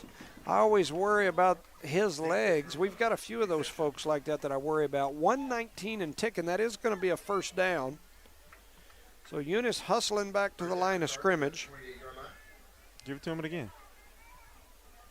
So Eunice takes the snap. They're looking down the field. Oh, he turned the wrong way. So that was a. Oh, that's good. A whole bunch of flags come in. I'm not sure what happened. That's a good job on his part. Flags came in from everywhere. Because it looked like the defensive player had him wrapped up when he tried to make that turn. So I got a message here from Juan, the Nightmare Gaetan. And, the Nightmare, I hear stories about the Nightmare back in his day. While we've got this break in the action here for the penalty, I hear he was quite the man on this football field here for the Eunice Cardinals. So he sent a message saying he's listening from Odessa over there at his home. He's a teacher at Mojo, Permian, home of Friday Night Lights football, and a former Eunice Cardinal right here, and he's my brother-in-law too. So we appreciate the Odessa, Mojo, Permian Lights folks over there listening. We appreciate you listening and give you that big shout-out, Juan. Hope all is well with you. So they called a defensive holding in the backfield. It's going to give a first down to the Cardinals, 1st and 10. Ball spotted now about the 18. 3 receivers to the left, 1 to the right. They're looking down the field. They throw it into the corner. And it gets knocked away just at the last minute. Thompson was the intended target. Man, he was wide open too. That defensive player covered a lot of ground there and took that ball out of his hands. Last update I had somebody asking for Jal 42-0 with 3 minutes remaining in the first half. So in the first half, huh? Yeah, 42-0 in the first half down in Jal as Jal and Estancia are facing each other. 1 minute left on the clock here in the first half. Eunice up 20-3. Eunice has the ball, 2nd and 10 at the 18-yard line. Trying to get in the end zone one more time here this half. 3 receivers to the left, 1 to the right. Here goes the snap. Looking down the field. He's got some pressure. Throw it away. And he goes down for a huge loss. That is a big loss. He tried to fight him off, and they took him back. Run back, son. Come on, Tim. Get in the game. So there's multiple people there that are lollygagging around. So 42 seconds remain here in the game. The clock is ticking. It is now 3rd, and we're going to call it 20. Ball spotted all the way back about the 26. Pierce looking down the field. He's going to chunk it into. He had it in his hand, and he pushed it out, man. Man, is that George Ortega? Yes, sir. So a good pass there, covered about 35, 40 yards in the air. Ortega had two people on him. The ball hit him in the hands, but then as quickly as the ball touched his hands, the defender started grabbing at the ball, and so the ball pops out. Going back to a minute ago with the incomplete pass, and when he was sacked, our offensive players were on the other side. You got to run back, guys. Understand the game. We're trying to score before half. Get to your position. Let's get another play in before run out of time. 28 seconds remain. It's 4th down and 20. Eunice trying to get to the line of scrimmage quickly. 3 receivers left, 2 over here to the right. Looking down the field the whole way. It's a pass the whole way. No. You got to get rid of it. Got to get rid of it. Just Got to throw get it. rid of Just it. throw it. We throw it down the field, and we have a catch, but it isn't going to do us much good because it's going to be a turnover on downs. Stinson with a great catch, tippy-toeing the sidelines, but he's about 10 or 11 yards short of the first down. Well, no, he's not. He's about 5 yards short of the first down. So that'll be a turnover on downs for the Cardinals. 19 seconds remain here in the half. I'll go for a Hail Mary for Hagerman. The kid can throw it. Their kids are fast. Our kids are fast as well, but well, hopefully, if that's what they're doing, we'll get some folks like the Hawkman over there, and can get in there on a blitz and get a sack here.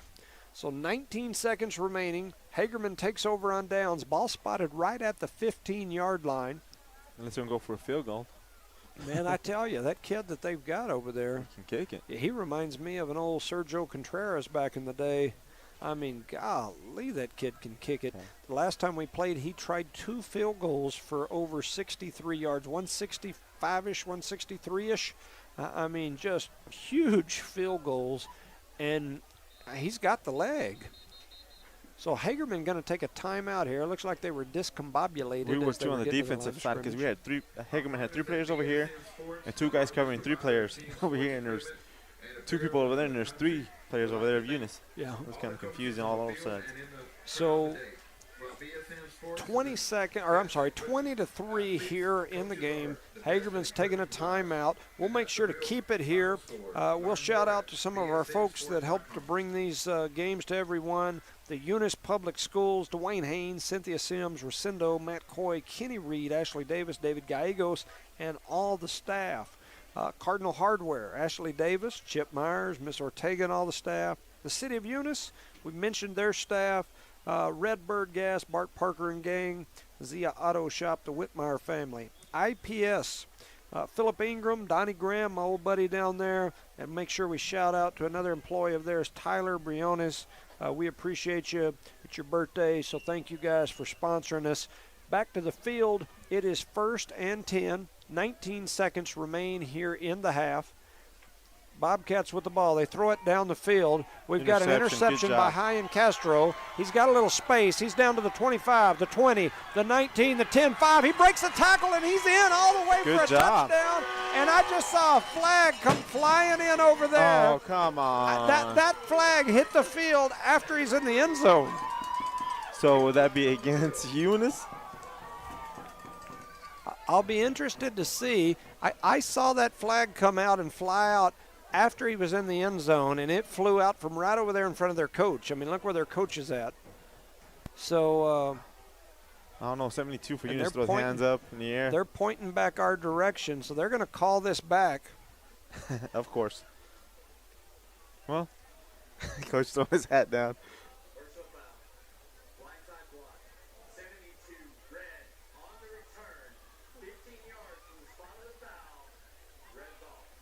Blindside block on 72. What, second, third one of those we've had this game? Second one. You know, and I wasn't looking, so I didn't see it. But I know that flag came from all the way over there on the other side. I guess when I was playing, they would teach you, hey, if the play's away from you, you know what I'm saying, let it be. Don't try to be a hero. I'm not saying this kid was trying to be a hero. I'm just saying learn the difference when the hit and when not to hit, right, Coach? Yeah, I would. I mean, shoot, that's a huge play right there. It's a very huge play. Touchdown. I mean, we had 2 first downs earlier where we were headed for the end zone with a couple of plays like that where they called them back. So, anyway, 7 seconds remain here in the half. Eunice has had a pretty good half, but these mistakes just kill us. We got to be consistent, 20-3. For state championship material, you got to be consistent. You can win some of these other games with these mistakes, but got to clean this up. It's too late in the season for this kind of, goofy stuff. Yes. So here we go. Eunice ready to go. Ball spotted at the 40. Here's the snap. Looking down the field. He's going to chunk it. He's airing it out down the field. Money. We've got a man open. Oh, and he got hit. My He dropped gosh. it. Hit his hands in and out, man. Was that Stinson? Yes, hit his hands. The ball hit him in the hands. I mean, I thought he had it, and then he kind of bobbled it, and then they hit him right as he went in the goal line. That's going to send us to halftime. That's the last play of the half. It's 20-3. Eunice with the lead, and it should easily be 30-0. We just too many mistakes. However, even with the mistakes, we're up 20-3. Eunice with the big lead here. We want to clean it up the second half. Yeah, for sure. We want to thank everyone for listening to this first half. Want to make sure we thank the sponsors. We're going to send it back to the station. Let's send it back for, let's say 7. Let's go 8 minutes. So 8 minutes. We'll be back. You're listening to Eunice Cardinal Football on the No Mark Broadcast Network. We'll send it back for 8 minutes. You're clear. All right. I'll set my little timer here for about 7.5, and then I'll shut my headset off.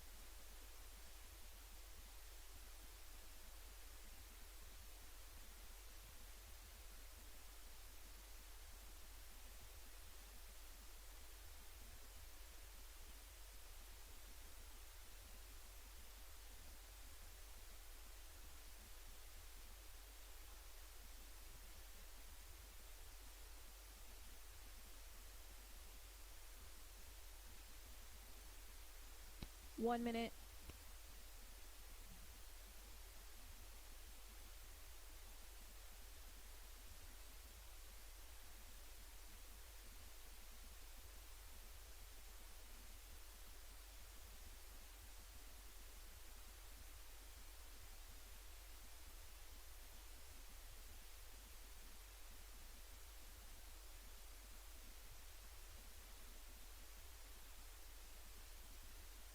Thirty.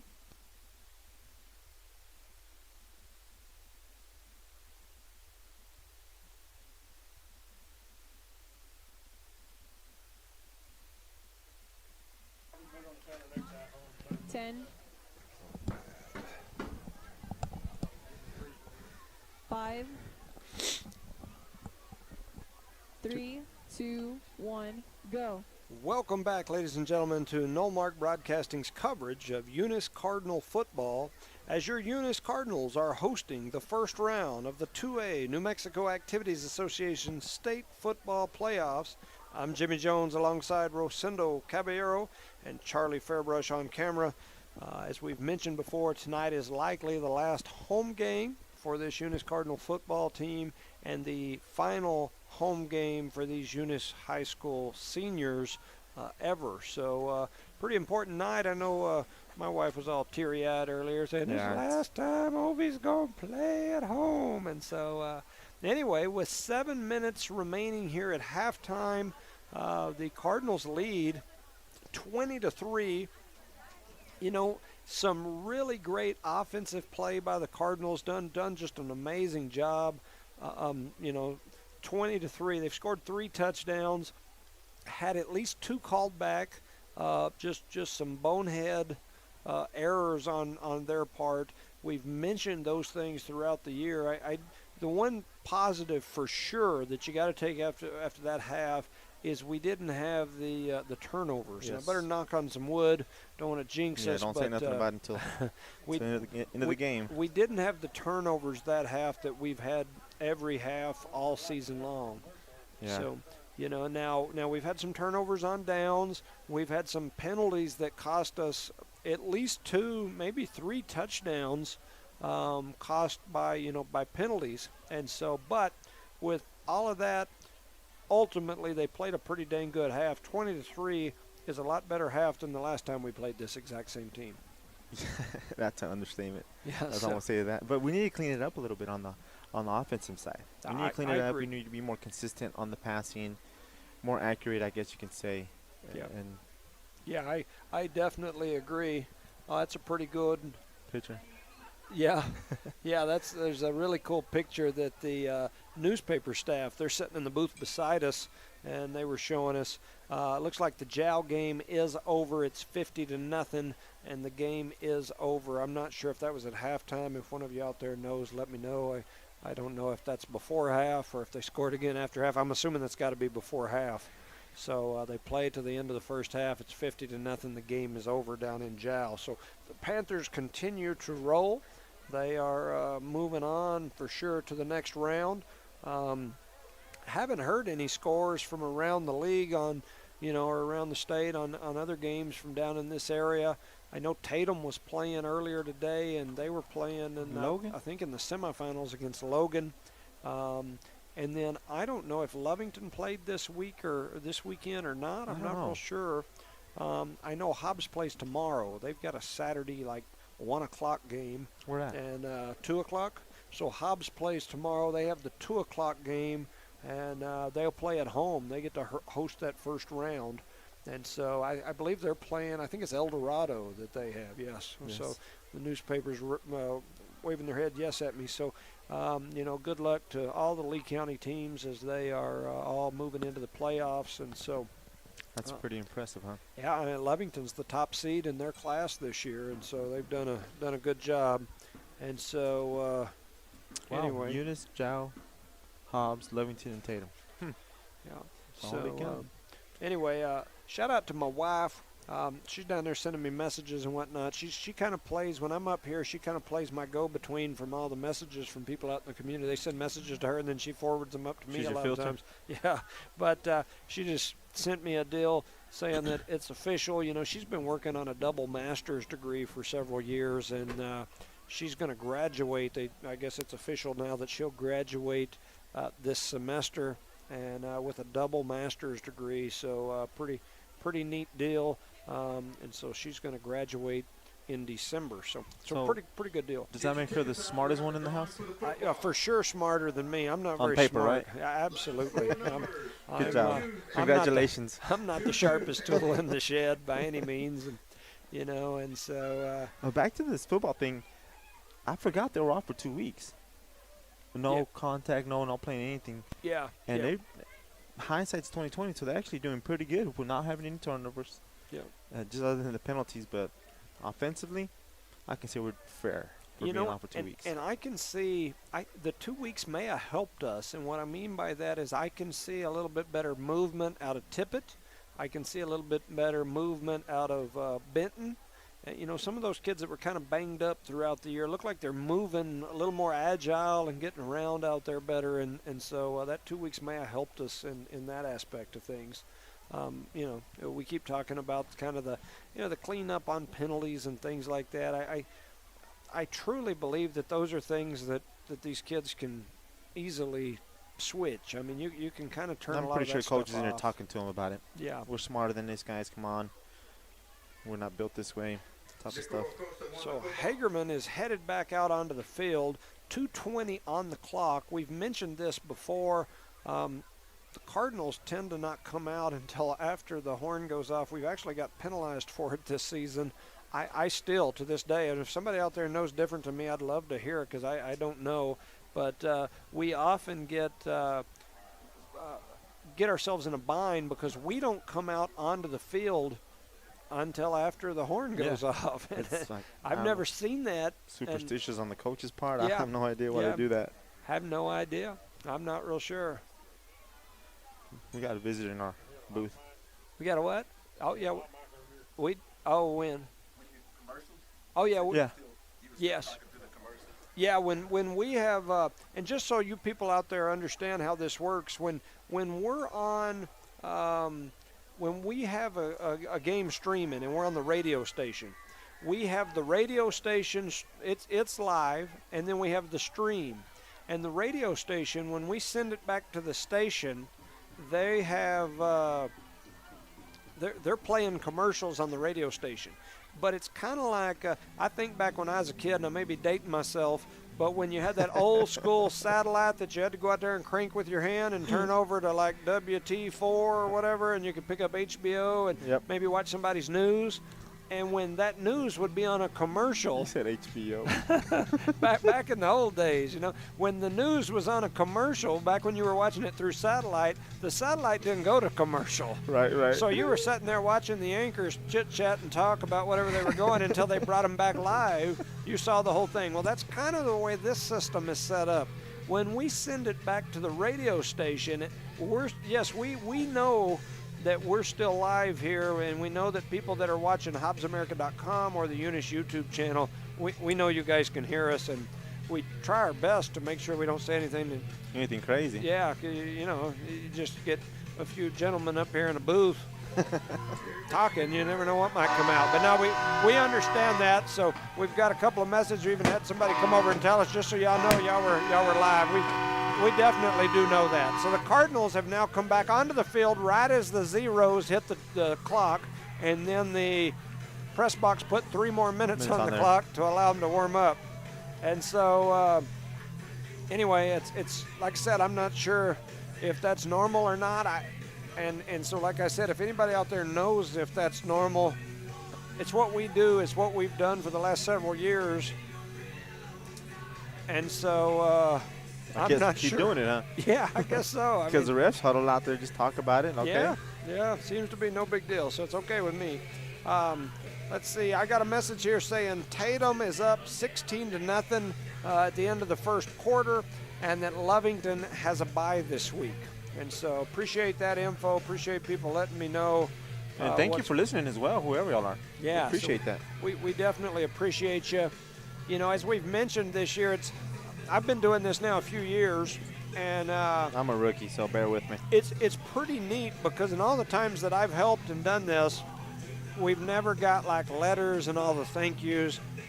We get tons of people that reach out to us, and I greatly appreciate you folks listening, but a lot of people from other states. I went to the voting booth the other day, and as I was walking in, there was a bunch of little ladies that were up there helping with the voting, and every single one of them said, hey, thank you guys for what you do. We enjoy listening. Some nights it's too cold for us to get up there. You know, sometimes there's too many people around. We don't want to get sick, whatever. We enjoy listening to the game and watching the game. And so I've had people from Hobbs. I've had people from Lovington that go to the Hobbs, Lovington, the Jow games. I had a person from Jow today tell me that they were going to the Jow game, but they were going to listen to ours on the radio while they were there because they wanted to hear what we had to say. Yeah. And so we try to make it fun. Try to make it fun for everybody watching. We're not trying to offend anybody. Sometimes we get to being mouthy and we get into the game funny. and we forget where we're at, but we try to make it fun for everybody and enjoy it. And there's people from out of the state. There's people from Utah, from Denver. Sure, last week we had people from Mexico sending us messages. And so, I think we had somebody from Japan or something the other day when we were up here. That people in the somebody in the military. And so, we, like I said, we just try to make it fun and make it entertaining for everybody that's watching. And yeah, maybe, I don't know, maybe sometimes we get a little carried away, but we're just trying to make it entertaining. And my view the whole time we've been involved doing this has been to try to make it like two guys sitting at home in their lazy boy recliners, watching sports and having a discussion about it that to where people can hear what's going on, but we make it a little fun, make it entertaining. And then also, I've had a couple of times I've had people say, oh, well, you shouldn't have said this or that. I call it like I see it. If I think a guy stepped out of bounds, I think the guy stepped out of bounds. If I see somebody get tackled back here and they spot him up there, I'm going to say, I think he was back here. I don't mean that to attack anybody. It's just what I think I see. It's my point of view. That's a spade, right? That's kind of the way I see it. So here goes Eunice. They lead 20-3. They're getting ready to kick off here. Ball spotted this time on the right hash. I would guess we've got an onside or something coming here from the angle that we're running. That's a pooch over to that left side. Bobcats take the ball, run it out of bounds with Trevino in there. Oh, no, that's Brady Colburn. Brady was on the pushed face. him out of bounds there. So ball's going to be spotted, looks like about the 38-yard line. Hagerman will take over 1st and 10 to start the second quarter, or the second half. Second half. And something we need to be consistent in is that when we get the lead, we kind of relax a little bit. And right now we're in the playoffs. We don't need to do that. We need to keep the pressure on the offensive side and tackle somebody, hit somebody. So Hagerman comes to the line of scrimmage, 1st and 10, ball spotted at the 38. They're in that tight formation that they started the game in. They're going to pitch it out to the right.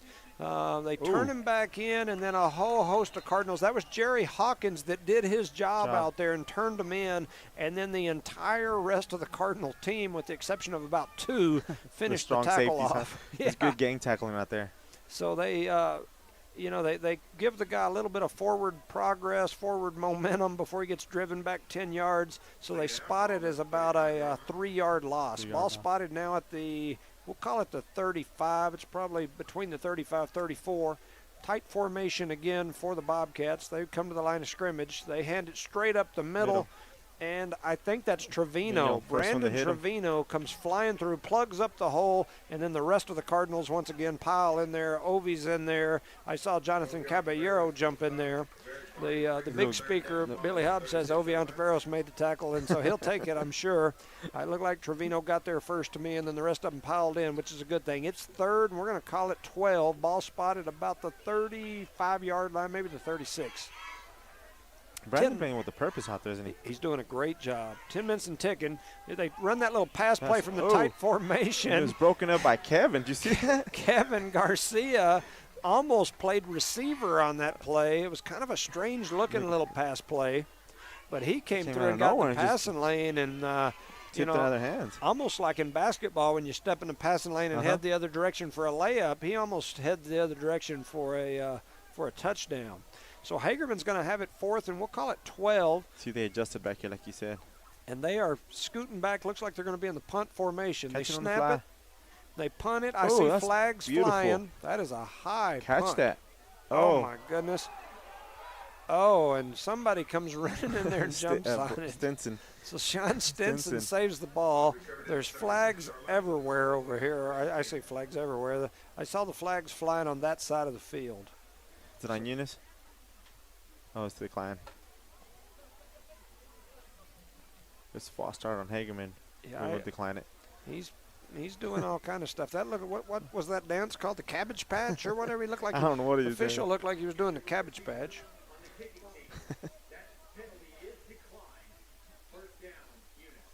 you hear the coach always tell the kid, call it for a catch on that next time? You see, I like that. When the coaches are coaching during the game, that means the kids can learn as they're progressing in the game. If that makes sense. So 10:34 remaining. I'm not sure I understand the decline, but anyway, we've got the ball, 1st and 10. Ball spotted, we'll call it the 36. 3 receivers right, 2 to the left. They pitch it over to Stinson. Stinson's got a little room. He breaks it around the right side. He's to the 50, the 40, the 35, and he's knocked out of bounds about the 32-yard line. He hit the other player. He wasn't like that. He hit the other one. That's senior showing him who's the boss. 10:24, remaining here in the third quarter. Stinson with a huge play. Great play by Sean Stinson, the senior. That's a good run on him too, man. They've spotted the ball at the 31-yard line. 2 receivers right, 2 to the left. Pearson Tippett in the backfield. Eunice up 20-3 early in the third quarter. Here goes the snap. They hand it to Tippett right up the middle. He's got some space. He's to the 25, the 20, the 15. He's still going. I thought he had lost the ball for a second, but he still got it. He's down to the 19-yard line. It's going to be 1st and 10 Cardinals. They were holding on to his shirt tail. That's the only thing that stopped him. And all those guys from Hagerman were stripping and pulling at the ball. 10:15 and ticking here. First down, Eunice. Look how they lift the shirt. It's like 5 inches longer. Look at that. Ball spotted at the 35. Give it to him again. Tippett's got a long T-shirt. They fake the handoff to him this time, and then Pierce is going to rumble and stumble all the way inside the 5 down to, we'll call it the 3. Under 10 minutes to go in the quarter. That's a good play there. Great run there. Great run. I wasn't expecting that, were you? Nope. 1st and goal, Cardinals. No. They hustle up to the line of scrimmage. 2 right, 2 left. We're under center, which is not normal for us. We hand it straight up the middle to Tippett, and he goes nowhere. He gets slammed backwards. Shout out to my grandbabies. They're watching our game. They're sending me pictures up here. Oh, look at her. That's Isla Wayne, Jace, Jada. They're at home watching the game, so thank you guys for listening. TV. Yeah, it's not cops. Yeah, it's not cops. I'm not running from the police. 9:26 and ticking. 2 receivers right, 2 to the left. Here goes Thompson, headed in motion over to the left side. Flags flying everywhere. We throw it to the back corner, and that will be a touchdown, but there is flags, so I'm guessing we're going to call another one back. We've called at least 3 back already. We moved too fast over there on the line, man. Once again, the receiver took off too quick. No wonder he was so wide open. So, like I said, I think that's at least and I'm not saying they're not the right call. I'm just saying I think that's at least the 3rd, maybe the 4th touchdown we've had called back today. Yeah, and they're all been good calls. I mean, Eunice is shooting himself in the foot, and that's what I mean. You got to be consistent, guys. So that's going to make it 2nd. We'll call it 9 after the touchdown's called back. They're going to send 3 receivers over to the left, 1 over here to the right. It's Benton out here by himself. Pierce and Tippett in the backfield. Start the clock, somebody. There you go. Here comes the snap, looking down the field. Got a little space. Well, he had space for just a second. And then who's that trying to pull him forward? I think that's that Granados. Let me see. That's 72. Yeah, that's I thought he was going to try to strip him the ball and let him run it. He's like, give me the ball, punk. 8:50 and ticking. 2 receivers to the left, 3 out here to the right. Eunice wasting no time. The ball spotted all the way back about the 13 now. We try to draw them off sides, and I think we do. Yep, so it's going to be offsides on the Bobcats. That'll give the Cardinals some extra yardage, get them back up there. It was 3rd and goal from about the 13. But on a serious note, where we were at earlier, we should have scored already. Oh, yeah. Yeah, we were down inside the 3-yard line. Yeah, we're kind of relaxed on the offense side. We just cannot capitalize, man. It's going to be 3rd down. Ball now spotted about we'll call it the 6. 6.5, maybe the 7. I can't really tell from this angle. They run it to Tippett right up the middle. He's got Money. some room, and he dives Good into job. the end zone. Touchdown, Micah Tippett. Touchdown, Eunice Cardinals. Tippett was kind of slow getting up. He has tape on that hand as well right now. 8:33 remaining here in the quarter. Eunice now leads 26-3. That was a good job on Micah. And his lineman got up there and blocked for him a little bit. Micah is a workhorse. He just does a great job. I want to make sure we let you know that touchdown was brought to you by Albertsons Market. Jubal, Nige, all the crew down there, appreciate you guys. Eunice going to go for 2 here. Got 2 receivers to the right, 1 to the left. They hand it to Tippett, and he gets stacked up right at the line of scrimmage. On that delay handoff, that's when the lineman get in the defensive line gets in too fast, man. Yep. Give it to him quick and let him go. Let him get on the outside and score. 26-3, Eunice in the lead. We'll send it back to the station for 30 seconds and a word from our sponsors. You're clear. All right. Senior night, huh? Well, it's not senior night, but it's the last night. Last night for these seniors here at home. Appreciate you guys listening on the broadcast. Want to thank those sponsors while we're 10 over here. seconds. Parker Energy Services, Eunice Pump and Supply, Eunice Health Clinic, Eunice Public Schools. 10 seconds. 3, 2, 1, go. Welcome back, ladies and gentlemen, to beautiful and cold tonight, Eunice Cardinal Stadium, where the Cardinals are hosting the quarterfinals of the state football tournament or state football playoffs, the New Mexico Activities Association 2A bracket. The Cardinals are going to play a little different football here, and I'm not sure did they get The same kicker got it. The kicker kicked it and picked up the onside kick. So with That should have been a red flag for Hagerman. We haven't done that all night. Huddle up. I mean, 8:32 remaining job, here, 35. and we pick up an onside kick. It's 26-3, Eunice in the lead, and now they've got the ball back. Elgin Woods right there on the onside kick and recovered himself. Elgin. He could have ran it back. Nobody touched him. He could have ran all the way back. Yeah, so Eunice will get the ball back here after the onside kick is successful. They're going to have the ball spotted right at the 45-yard line in Bobcat territory. 2 receivers right, 2 to the left. Pearson Tippett in the backfield. Eunice up 26-3. We're in the third quarter. They snap it. They're looking pass all the way. They're trying that little screen thing again. They flip it over to the side, and he's got a ton of tacklers. So even with the pass complete, we're still going to lose at least 5. 5 yards. So ball spotted all the way back at midfield. And You know, go ahead. that play worked perfect that very first time we ran it, which was back in the first quarter, and we've tried to run it at least 3 times since then, and it hadn't worked at all. You see him run into his whole offensive line right there? Yeah. So 3 receivers over to the left this time, 1 out here to the right. Ball spotted on the right hash right at midfield.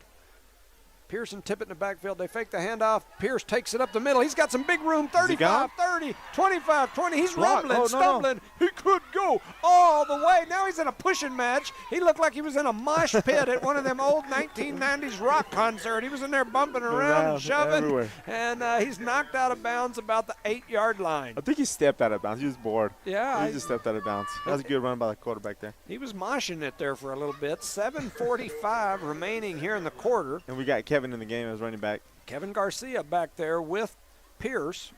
3 receivers left, 1 to the right. I'm looking for Kevin Garcia to take the handoff here. There He it is, does money. it. We throw it to Did Ashton it. Thompson. He's Ashton gone. Thompson's got some space. corner. He's He running to the gone. left, and he is into the end zone. Touchdown, Man. Eunice Cardinals. Touchdown, Ashton Thompson. Silky smooth right there, man. He's silky smooth, boy. The clock's still running. Billy's excited over there. Come on now. Yeah, so it is now 32-3. We've got a running clock after the touchdown. Is he cheering over there, too? I What's he don't know what doing? he's done. I think he's asking the cheerleaders what What button to dance they're push? going to do. Even the refs, look, they're telling him, hey, the clock. Now they so We're they're- going for 2. I Cardinals apologize. going for 2. They're on the left hash. 2 receivers to the right, 1 out left. They look There it is. past the whole way. They throw it into the end The jump zone, ball. and Benton with a nice catch in the back corner on the little fade pattern. The 2-point conversion is good. It's 34-3. We've got some Cardinal football being played right Yeah. now. Money in the bank, boys. Money in the bank. Tell you what, let's send it back to the station for 30 seconds and a word from our sponsors. Smell that. You're Smoke. clear. All right. Smell the fireworks going on. We scored there in what, 3 plays, 4 plays? Yeah.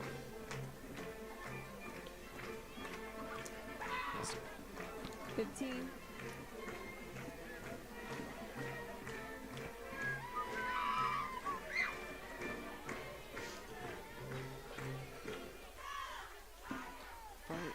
Fight. 3, 2, 1, go. Welcome back, ladies and gentlemen, to Eunice Cardinal Stadium, where your Eunice Cardinals are leading 34-3 here in the New Mexico Activities Association 2A quarterfinal matchup between the number 3 Eunice Cardinals and number 6 Hagerman Bobcats. Eunice preparing to kick off. After they scored the touchdown, they do the little pooch kick. It's taken at the 35-yard line. The Good hit. Eunice player made a good move on him, and then Jonathan Caballero comes up, takes his legs out at about the 43-yard line. That's a good stop there. So 7:12 remain here in the third quarter. Eunice up 34-3. Hagerman will take over the ball after the kickoff there at the 43-yard line. Bobcats strolling out onto the field like they do. Nice and slow. Get some subs in on the Eunice side. It's nice and slow. Was that Usher back in the day that was nice and slow? I was going to say R. Kelly, but I don't know if you can say that. H-E-R. No. Anyway, so Squirrel. So 7:12 remain here in the third. 34-3.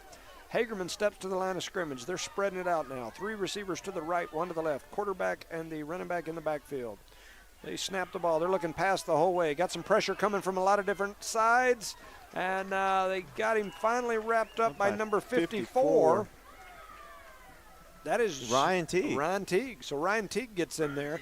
You know, let's see if they go back and sit in the huddle for about 10 minutes like they typically do. I'm just going to shout out to some of those 8th graders. We've got some 8th graders that moved up. Tyson Jones, you talk about an exciting young man. I saw him today before the game. We were taking him some sandwiches before the game, and he come running up to me. I tried to give him a fist bump, and he was like, no fist bumps here, buddy. You're giving me a big hug. I'm playing tonight, and I'm number 32. And I said, Tyson Jones, I'll give you a shout-out on the radio. Shout-out to all them Joneses.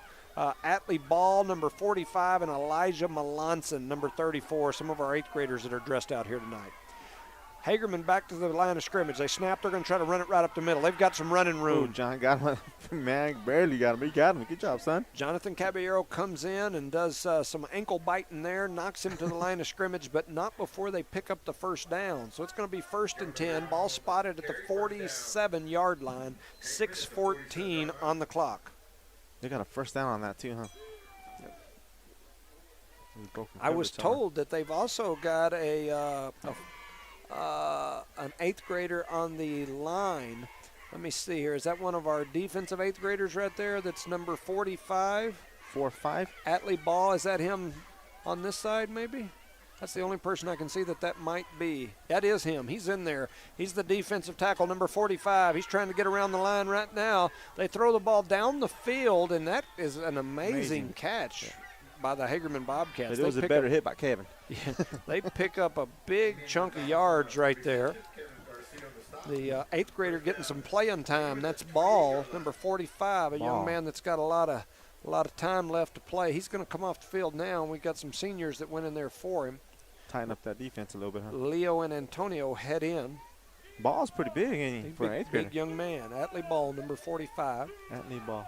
So the Bobcats headed back to the line of scrimmage. 1st and 10. Ball spotted at the 28-yard line. They're driving. Here's the snap. They're looking past the whole way. Got a lot of pressure coming after them. They throw the ball all the way down into the end zone. Jonathan was in his face, man. Man, the whole dang team. I thought they were going to run a screen the way they just let everybody. I mean, the whole place was coming, but they didn't. They threw it down the field. So that'll make it 2nd and 10. 5:12 remaining here in the third quarter. Eunice up 34-3. This quarter's going fast. Really? I think we're enjoying the game too much now. Yeah. We were nervous the first 2 quarters, and after that we're like, okay. Well, if you think about it, you know, I mean, with the exception of the Loving game, we haven't got to relax and enjoy the game much for weeks. I mean, they've been like nail biters the whole time. 3 receivers to the right, 1 to the left. Hagerman with the ball, 2nd and 10. Ball spotted about the 28. He catches, he's looking past the whole way, throws the ball down the field. Oh, he dropped it. Oh, my goodness. You got to catch and go, son, first. It's 31. That's a young buck. Ball was deflected into the hands of number 31, Luis Gomez. Luis Gomez. Hit him in the hands. He was taking off running. Like, oh. Man, that ball, it almost looked like he was the catcher in a baseball game, and the pitcher threw him a little changeup. Wasn't And he expecting just that. bobbled it a little bit and couldn't quite. I mean, it hit him right in the midsection. He just couldn't pull it in. Or he'd have been, if he. That's a good kid, too. He could at least got 40, 50 yards. He'd have been a long ways running for sure. 5:07 remaining here in the third. Third down and 10. 2 receivers right, 2 to the left for the Bobcats. They snap it. They're looking right and pass the whole way. They throw it all the way down the field into the end zone. And the ball hits the turf. Looked like we had 31 and 14. Stinson and Luis Gomez. Yep, back there to break that pass up. So that's going to make it 4th and 10 for the Bobcats. Earlier when the Gomez missed the play, number 2, Angel Gomez tipped it. So we got the Gomez out there working together, huh? Got a little Gomez combo. Yeah. All right, trying to see if I see anybody else out there that's. This is when we have to earn our money right here when they put players in and out that we don't say all night. Yeah. Yeah, definitely. It's great for these young men to get some playing time. There's no doubt about it. But sometimes it does throw the rhythm of everybody. Yeah, the timing off and everything. Off just a little bit. And that's okay when you're up like this. I think that's okay. 4th down, especially in the playoffs. Correct. 4th down and 10. Bobcats come to the line of scrimmage. 3 to the right, 1 to the left. They're looking left the whole way. They throw it down the field. They've got double coverage there. The ball is on the ground. We have the 2 shortest guys coming, the most tallest guy on the field. Kevin Garcia and Jonathan Caballero had the receiver wrapped up. Ball hits the ground, and so the Eunice Cardinals will take over on downs. As a parent, when I see him tomorrow, I'm like, dude, why'd you turn around and catch that ball? And he's going to tell me, Dad, I was playing defense. This is going to tell me. 4:56 remaining here in the third. Eunice going to take over. Looks like they've spotted the ball. We'll call it the 29-yard line. So we appreciate some sponsors: Redbird Gas, IPS, Lasco Construction, Albertsons Market, and R360. 2 receivers right, 2 to the left. Pearson Tippett in the backfield. 4:56 on the clock here in the third, and it looked to me like half the Hagerman team was offside. Jumped offsides. They're getting anxious. So Eunice going to get some free yardage out of this one. Parker Energy Services, Brett and Penny Parker, Eunice Pump and Supply, Becky Nogelmeyer, Brandon Matthews and crew, Eunice Health Clinic, Leanne Reeves, Brian, Nikki, Elma Romero, Aaron, Yachty, and all the gang. I want to give a shout out to Matt White and his wife at home. We know you guys are out there listening. We appreciate you listening. Oh, where's the? They hand the ball right up the middle to Tippett. He looked like they had him around the head. Yeah, like a headlock or something. He gets back to about the line of scrimmage, so it's 2nd and 5. 4:40 and ticking. 3 receivers to the left, 1 out here to the right. Get some messages as well from Randy Gladden. Appreciate you guys out there listening. Shout out to Randy. He's a former Eunice Cardinal standout here and did a good job here for the Cardinals. Pierce looking down the field. He's got tip. Oh, in and out of his hands. My goodness, he had bent and try. had a step.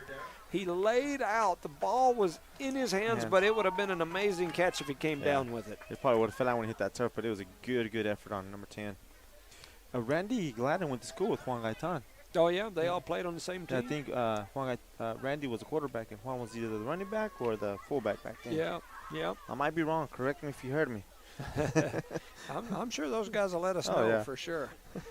2 receivers to the left, 1 to the right. Pearson Tippett in the backfield. 4:22 left in the third. Eunice up 34-3. Pierce rolls left. He's looking down the field. He's going to throw it long. Stinson my gosh, Stinson catches it. He's the 30, the 20, the 10, 5. Touchdown, Sean Stinson on an amazing throw and catch. Cardinals, I said it like you 6 on the board.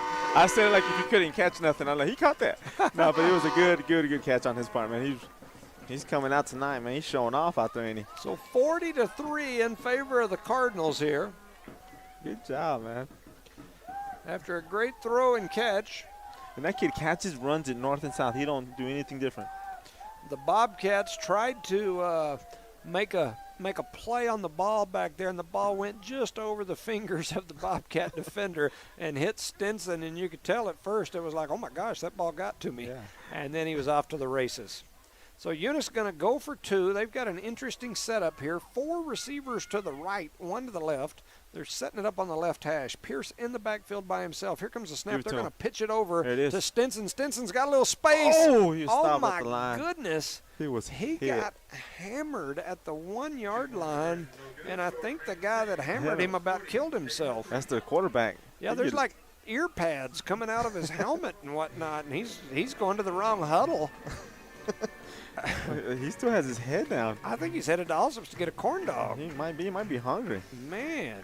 That's not one of our sponsors, is it? No, but he about knocked himself out. He may need to go to the Eunice Health Clinic and get some service from Leanne Reeves, Brian, Nikki, Elmer Romero, Aaron, Yachty, and all the gang.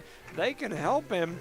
And if Your that keys. doesn't work, they can contact Start the Eunice bus. Cardinal Hardware and see if he can get some cushions to put in that helmet, because I think he knocked them all out of there. They've got some cushions down there at Cardinal Hardware. And they hit hard, man. Man. 4:11 remaining here in the third. Eunice up 40-3. That was a flat-out stick right at the Right at the line. Yeah. That's a good job on his part. He didn't score, man, but it cost him. And Stinson's no little fella. No. You know, shoot, he walks by me and looks down at me like, hey, little guy. And he had a full head of speed. He was running. That kid is moving. And they just slammed him to a halt. So here goes the kickoff. It's another little poocher. It's going to go right over the first row into that second row. And Eunice has got a gang down there to knock him out of bounds. I don't know what number to call. I don't either. A bunch of people over there. I see Brady Gang Colburn tackle. running out of the group. I also see number 1. That's Kevin Garcia. 21 is one that I haven't called. That's Josh Carlos. Josh Carlos. So anyway, those are just a few of the folks. I think I even saw 81. That's Jacob Ortega over there in the pile. So If we had to go off the speed, I'm going to see Josh Carlos probably the first one there. Oh, yeah, and that kid, that kid's Flat runner. fast. That's why I'm going to catch the ball in the air when on the. And run, yes. You know, he did that down in Hot Springs, Yes. if you remember, and he was off to the races. And that was our 50 yards. last. Touchdown by our special teams, Yes. I think. 4:07 remaining in the third. It's 40-3. Eunice in the lead. Hagerman comes to the line of scrimmage. 3 receivers to the left, 1 to the right. Got the quarterback in the backfield. They're going to pitch it out here. Ovi almost had the quarterback for a sack, but that is George is that Ortega. George Ortega. And who get out of his way so I can get the numbers? I can't tell that number 60. Number 60 is Kyle Teague, and he comes up, makes him and Ortega make a great little From here? open field tackle. Kyle T looks bigger than Ryan T from here. And Kyle's a younger brother, huh? Well, he might get beat up if you say that here on the radio. That might cause a family drama. We don't need no family drama caused by any of us. Look at him playing side by side. So it is That's pretty cool right second and 11. Got the Teague brothers playing side by side. You're messing with the Teagues here. You're liable to run into a Teague wall. Here's the snap. They're looking down the field past the whole way. And it's picked up by Jonathan Caballero. He's to the 30, the 25, the 20, and he gets hammered. Good job, John. Jonathan Caballero with the interception. He's all the way down to the 20-yard He line. must have heard me. He turned around. Man, he turned around that time. He did. So a great heads-up play interception by Jonathan Caballero. He did a little move with it, but he paid. He got hit hard, but he still wanted to run and look at him. He may be running to the huddle with that other guy that went to get a corn dog while ago at Allsup's.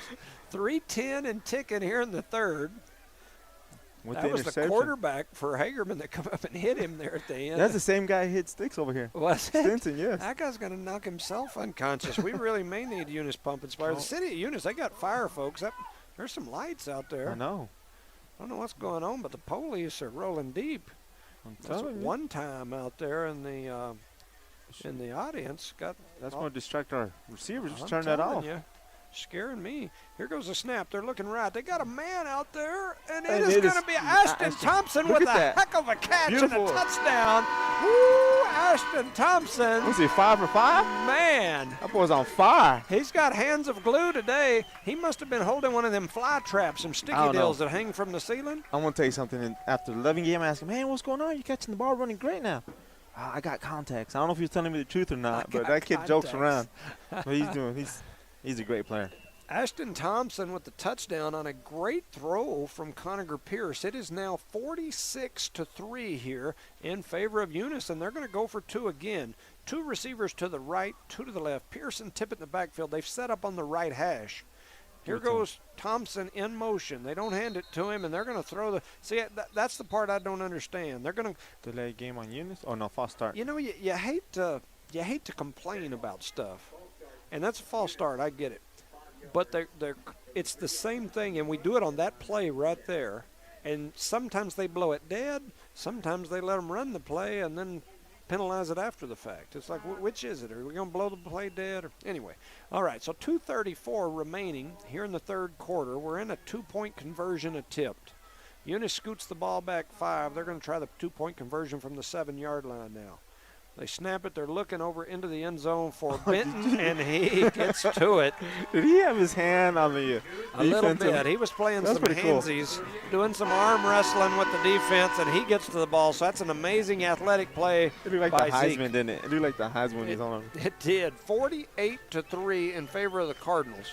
He's spreading that ball out tonight, which is a good job, keeping the defense off balance. Like I said, some of these receivers look healthy. They look like they're – I mean, Pierce is throwing the ball with some touch. This is Eunice Cardinal football right here. So we want to make sure we shout out to a few more of these sponsors. R360, Les Elliott, Albertsons Market, Jubal Patterson. That whole Patterson family is tied down here to Eunice. And so, you guys up in Hobbs, occasionally y'all steal some of our good ones and you take them up there. You stole me for a while, then you kicked me back down here to Eunice America. But that Patterson family, they're longtime Eunice folks, and so we appreciate Jubal and the Albertsons crew. Lasco Construction, John Ragsdale, IPS, Philip Ingram, Donnie Graham. I keep mentioning Tyler Briones because I saw it was his birthday today. Redbird Gas, Bart Parker, Zia Otto, and the Whitmire family. Here goes the kickoff for the Cardinals. It's a high little poocher, and there's flags flying everywhere again. So while we've got flags going on, 8-man semifinals. It is halftime. Tatum 30, Logan 0. And so we appreciate the Hobbs News Sun for helping us out with that information. City of Eunice, Mayor Billy Hobbs, he came down, walked down here earlier to visit with us. Candy Brito, Brett Sanford, John Dietrich, and all the gang down there at the City of Eunice. We appreciate you guys. Cardinal Hardware, Ashley Davis, Chris Myers, Miss Ortega, and all the staff. The Eunice Public Schools, Dwayne Haynes, Cynthia Sims, Rosendo, Matt Coy, Kenny Reed, Ashley Davis, David Gallegos, and all the staff. The Eunice Health Clinic, Eunice Pump and Supply, Parker Energy. So thank you, guys. Eunice prepares to kick off again after scooting back a few yards. Here goes the kick. That was a pretty kick, man. This one's a little high poocher, just inside the 40. Eunice has got a bunch of people down there wrapping him up. And Brandon Trevino says, I think I'll hold on to him and we'll finish him off. I got you. He said, I got you. Trying to see who else is down there. Look like a number 30. Number 30, I say it shows Jose Gomez. Jose Gomez. So appreciate that. I'm looking for more of these 8th graders. I'd like to see them get out there and get a couple of plays in. I think we'll see him a lot in the fourth quarter if we score again, Coach. I'm looking for my man. Well, if we score again, we may not be playing anymore, huh? That may be the end of the game. I think you can only win by 50 in the second half, and they shut it off. So, yeah, you probably will see him out there on the field if we score again.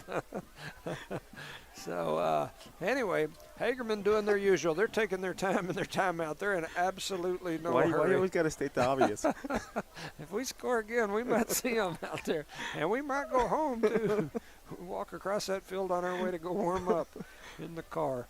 2:27 remaining in the third. Here goes the snap. They're looking down the field. Oh, John was trying to get another one. We almost had another pick. Instead, we have a good catch. He caught that? By Hagerman. I didn't think so, but the official did. He's closer than both of us, though. Eunice crowd giving him a little fits over the call, but it is what it is. It's 2:10 remaining in the third. First down for the Bobcats. Ball's now spotted at the 48-yard line in Cardinal territory. 3 receivers to the right, 2 to the left. Number 9 just came in and said something to the quarterback, so I would almost look for him to throw it to him. Low snap. They got a lot of folks after him, and who is that? That's number 23. You better get it right. I'm going to look at the paper. Davius Brecken. Davius Brecken did a heck of a job right there. Young man's also a great pole vaulter. Yes, he is. And so just a good kid. I'm glad to see him out here doing well. Is he the one with the long blonde? Yes, he is. He kind of looks like Matthew McConaughey or whatever, the guy that's always cheering for the Texas Longhorns. I don't know what's wrong with that guy. Right on that guy. Yep. So I also, who did I just see? I thought I saw another 8th grader run out on the field. Is that Let's see. Is it 45? Is that him back up there again? Up at the line, I see 54. 23 on that far end. Jow with a 50-0 win, I'm being told. Good job, Jow. Flip through my. I'm thinking Atlee Ball is out there at that left tackle, defensive tackle. He is. I see him. There's his number. He turned and showed us. And they called the timeout on him. So Atlee Ball is out there on the field. Let me see what other, if we got any more of them youngsters out there. I see a number 34. Yeah. That's Danny Garrett. That's little Danny Garrett. 63, Martin Ruiz. That's another one that we don't call his name very often. I see him out there. So Danny Garrett, Martin Ruiz. We got Atlee Ball, the 8th grader out there. Trying to see if I see any others. I want to give a shout out to my main man, Mason Caperton. He's usually listening to us. We wish him the best down at New Mexico State. Have they started the fall ball yet over there? I don't really know. I'm not sure. Jose Calvillo is another one that's out there. He's a good field goal kicker as well. Oh, really? Man, yeah. They need to put him to work at some point just for a little practice. Luis Gomez. Do I see another one? Who's this right here? What is this 80, for? Is it 34, ain't it? 34? That's Andres. 34. That's Danny Garrett. Danny That's Garrett, one that we just mentioned. So 2 receivers right, 2 to the left. It's second and like 30 for a first down. There's a whole bunch of people running after him. And the kid was open. Yeah, so that's an incomplete pass. Number 83, Hector Sosa, was right there with him, step for step. Playing back safety there, huh? Yeah. Danny Garrett, he's a police officer, correct? In Hobbs? Yes, his daddy is, I think his latest title is captain. I apologize. For the Hobbs Police Department, yeah. Because his sister is Bella Garrett. On the volleyball team. And they also have another kid playing out here. I think he's hurt or was hurt. I'd have to look at the Xander Garrett is the other one. So Hagerman content with letting the clock tick down to the end of the 3rd quarter. So we're going to head into the 4th quarter with Eunice, a 43-3 lead. We want to, they said Elijah Melanson is playing right corner. I wonder, let me look here really quick. What number is he? They didn't give you a number? I've got his. He's number 34, and I keep saying Danny Garrett. So they've switched numbers at some point. So Elijah Melanson is that number 34. I'll change that on my little form here, and I'll probably say it wrong forever. Elijah Melanson is the kid that I've been wanting to see get a couple snaps at quarterback. I don't want to see him, and this probably sounds ugly, but I don't mean it this way. But I don't want to see him out there with the second-team offense. I want to see him get a couple of plays in with the first-team offense. Just to see how it looks. We might see that here in a minute. Especially if they score twice more. Huh? They put 81 in. I believe that's Jacob Ortega. And some of this 41. 81 and 41. Let me see if Jones is out there. Jones is number 32. So 41's not on the list. Keep an eye out for 32 getting in the game. So here goes the 3rd down play. Ooh. Oh, it was almost intercepted by 81. That's 81. That's Jacob. So almost an interception there by the Cardinals. Ball falls to the floor. It's now going to be 4th down. We're going to call it 22 yards. Ball spotted at the 40. We got 27 going in there. Isaiah Hernandez. Elijah Melanson. I got multiple people telling me Elijah Melanson is number 34. We know his family's listening. Thank you for listening. Absolutely. We want to see him get a couple snaps at the QB position. That'd be so nice. Man, I'd just like to see it. I just wanted to know a playoff game. And don't get me wrong. I know that, I know that there's other folks out there. Brady Colburn, a great young quarterback. I would just like to see him. Just to see how he does. So here we go. We're going to snap it. They're going to punt it. Let's see what happens there. Let's see if he's going to grab it. He's going to. He catches it clean, and he's got some running room. He's out to the 30, the 35. He's over almost to the 40. I think one of our own players tackled him. And who was that? Gomez. It was the big Gomez. It was 31. It's 31. Luis Gomez.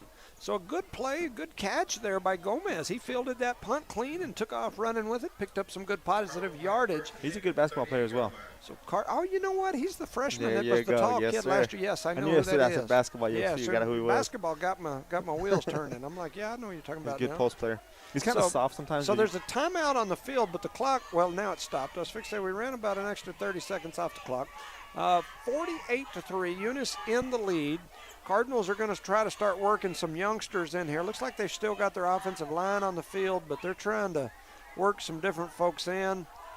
Man, if I could use my Jedi mind trick and reach down there to Jackson, I want to see Melanson with the first group. Jedi mind trick. Let me give it to him. Come on, Greg Jackson.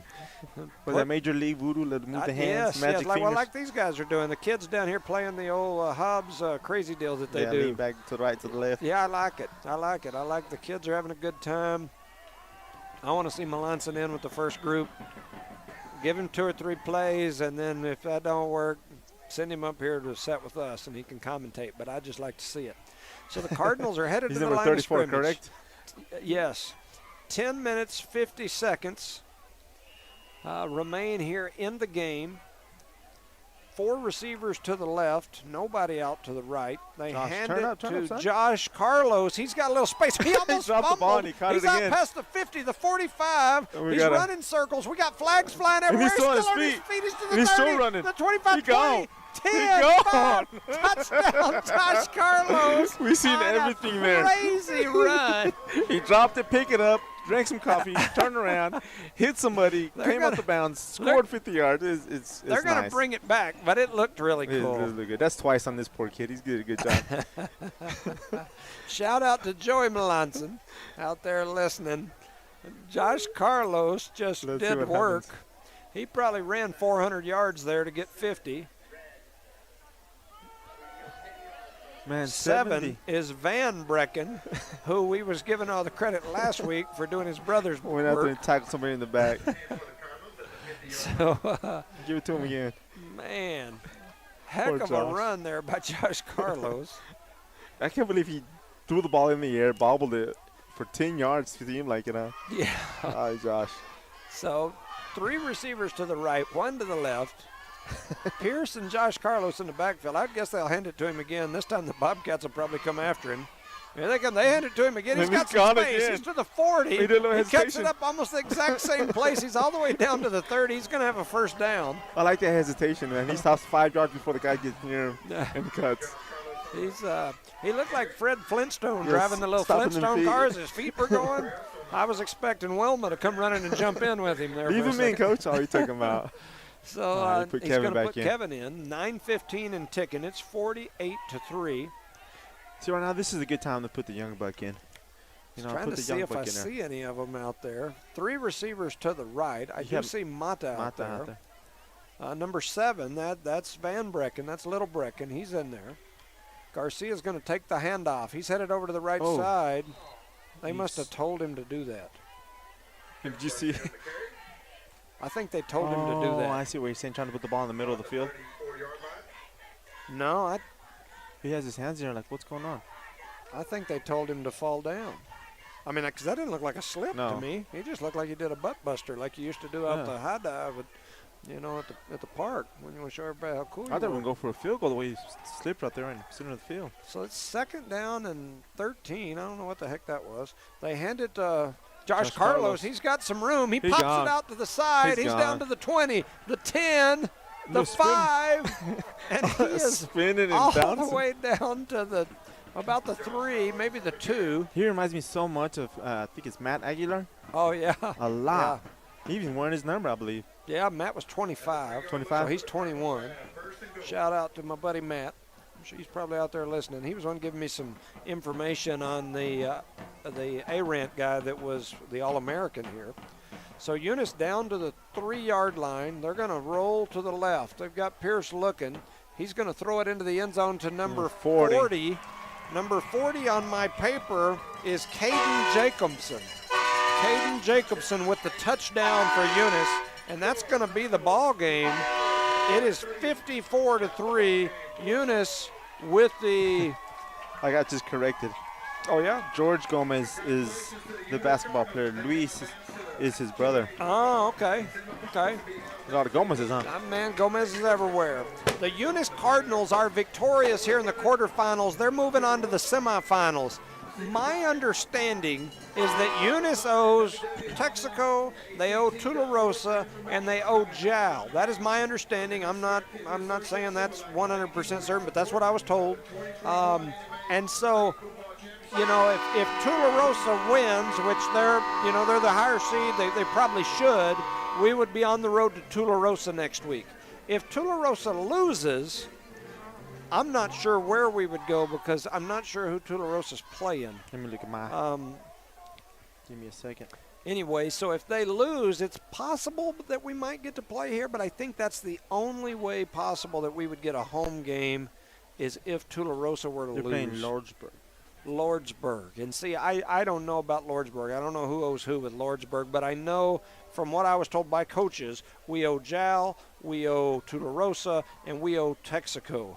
And so, anyway, the theory coming into tonight was that this was highly likely the last game here at Cardinal Stadium for the year. If it is, thank you to all these people that come out, cheer on Eunice. It's been a great season. The Cardinals will move on to the semifinals. We really won't know for sure who they're going to play until a little bit later. Jow is also moving on to the semifinals, so Jow and Eunice will be in the Final Four of 2A football. The Lady Cardinals are in kind of a holding pattern right now. The way they do volleyball nowadays, it's kind of different. You're just sitting back waiting on the brackets that are scheduled to come out, I think Sunday at like 2 o'clock in the afternoon is my understanding Sunday? on those. I think that's right. I had originally thought it was Saturday, but I think somebody told me Sunday. Anyway, it's this weekend, midday. We should know more on the Cardinals, the Lady Cardinals.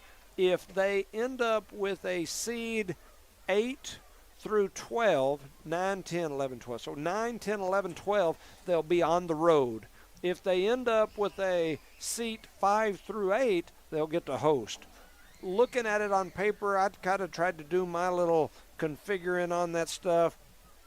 I didn't go through it and spend the hours that it takes to figure it all, but just looking at it, it looks to me like we'll likely be on the road and play the three teams that I kind of have that looks like we'd likely match up with would be Santa Rosa, Escalante, or Capitan. So I think it's highly likely we'll be on the road to one of those places. That's just my, like I said, I didn't add it all up, but just kind of some quick numbers. That's kind of where I think. The Cardinals will be playing next week. I'm guessing that we'll get to cover that game. I want to make sure that before we call it a night that we do shout out to those sponsors one last time. Parker Energy, Eunice Pump and Supply, Eunice Health Clinic, Eunice Public Schools, Cardinal Hardware, the City of Eunice, Zia Auto Shop, Redbird Gas, IPS, Lasco Construction, Albertsons, and R360. Any thoughts? The boys did good tonight. They played great. As long as we can play in this way, the Cardinal football, we might go farther. Yes, I agree. So a shortened game here. The Cardinals win in the 50-point mercy rule. We want to thank everyone for listening to another night of Eunice Cardinal football on the No Mark Broadcast Network. Thank you, KPZA 103.7 listeners on the radio. We want to thank our folks back at the station, the normal folks that help us, EB and Tiff. Thanks to Aaron and TJ for your leadership making this happen. Thank you to all the sponsors. We couldn't bring you these broadcasts without your services. So we appreciate you. For Rosendo Caballero and Charlie Fairbrush and all the crew, I'm Jimmy Jones saying good night. We'll be back next week from wherever we end up. Good night and so long. Good night. You're clear. Thank you, EB. Thank you.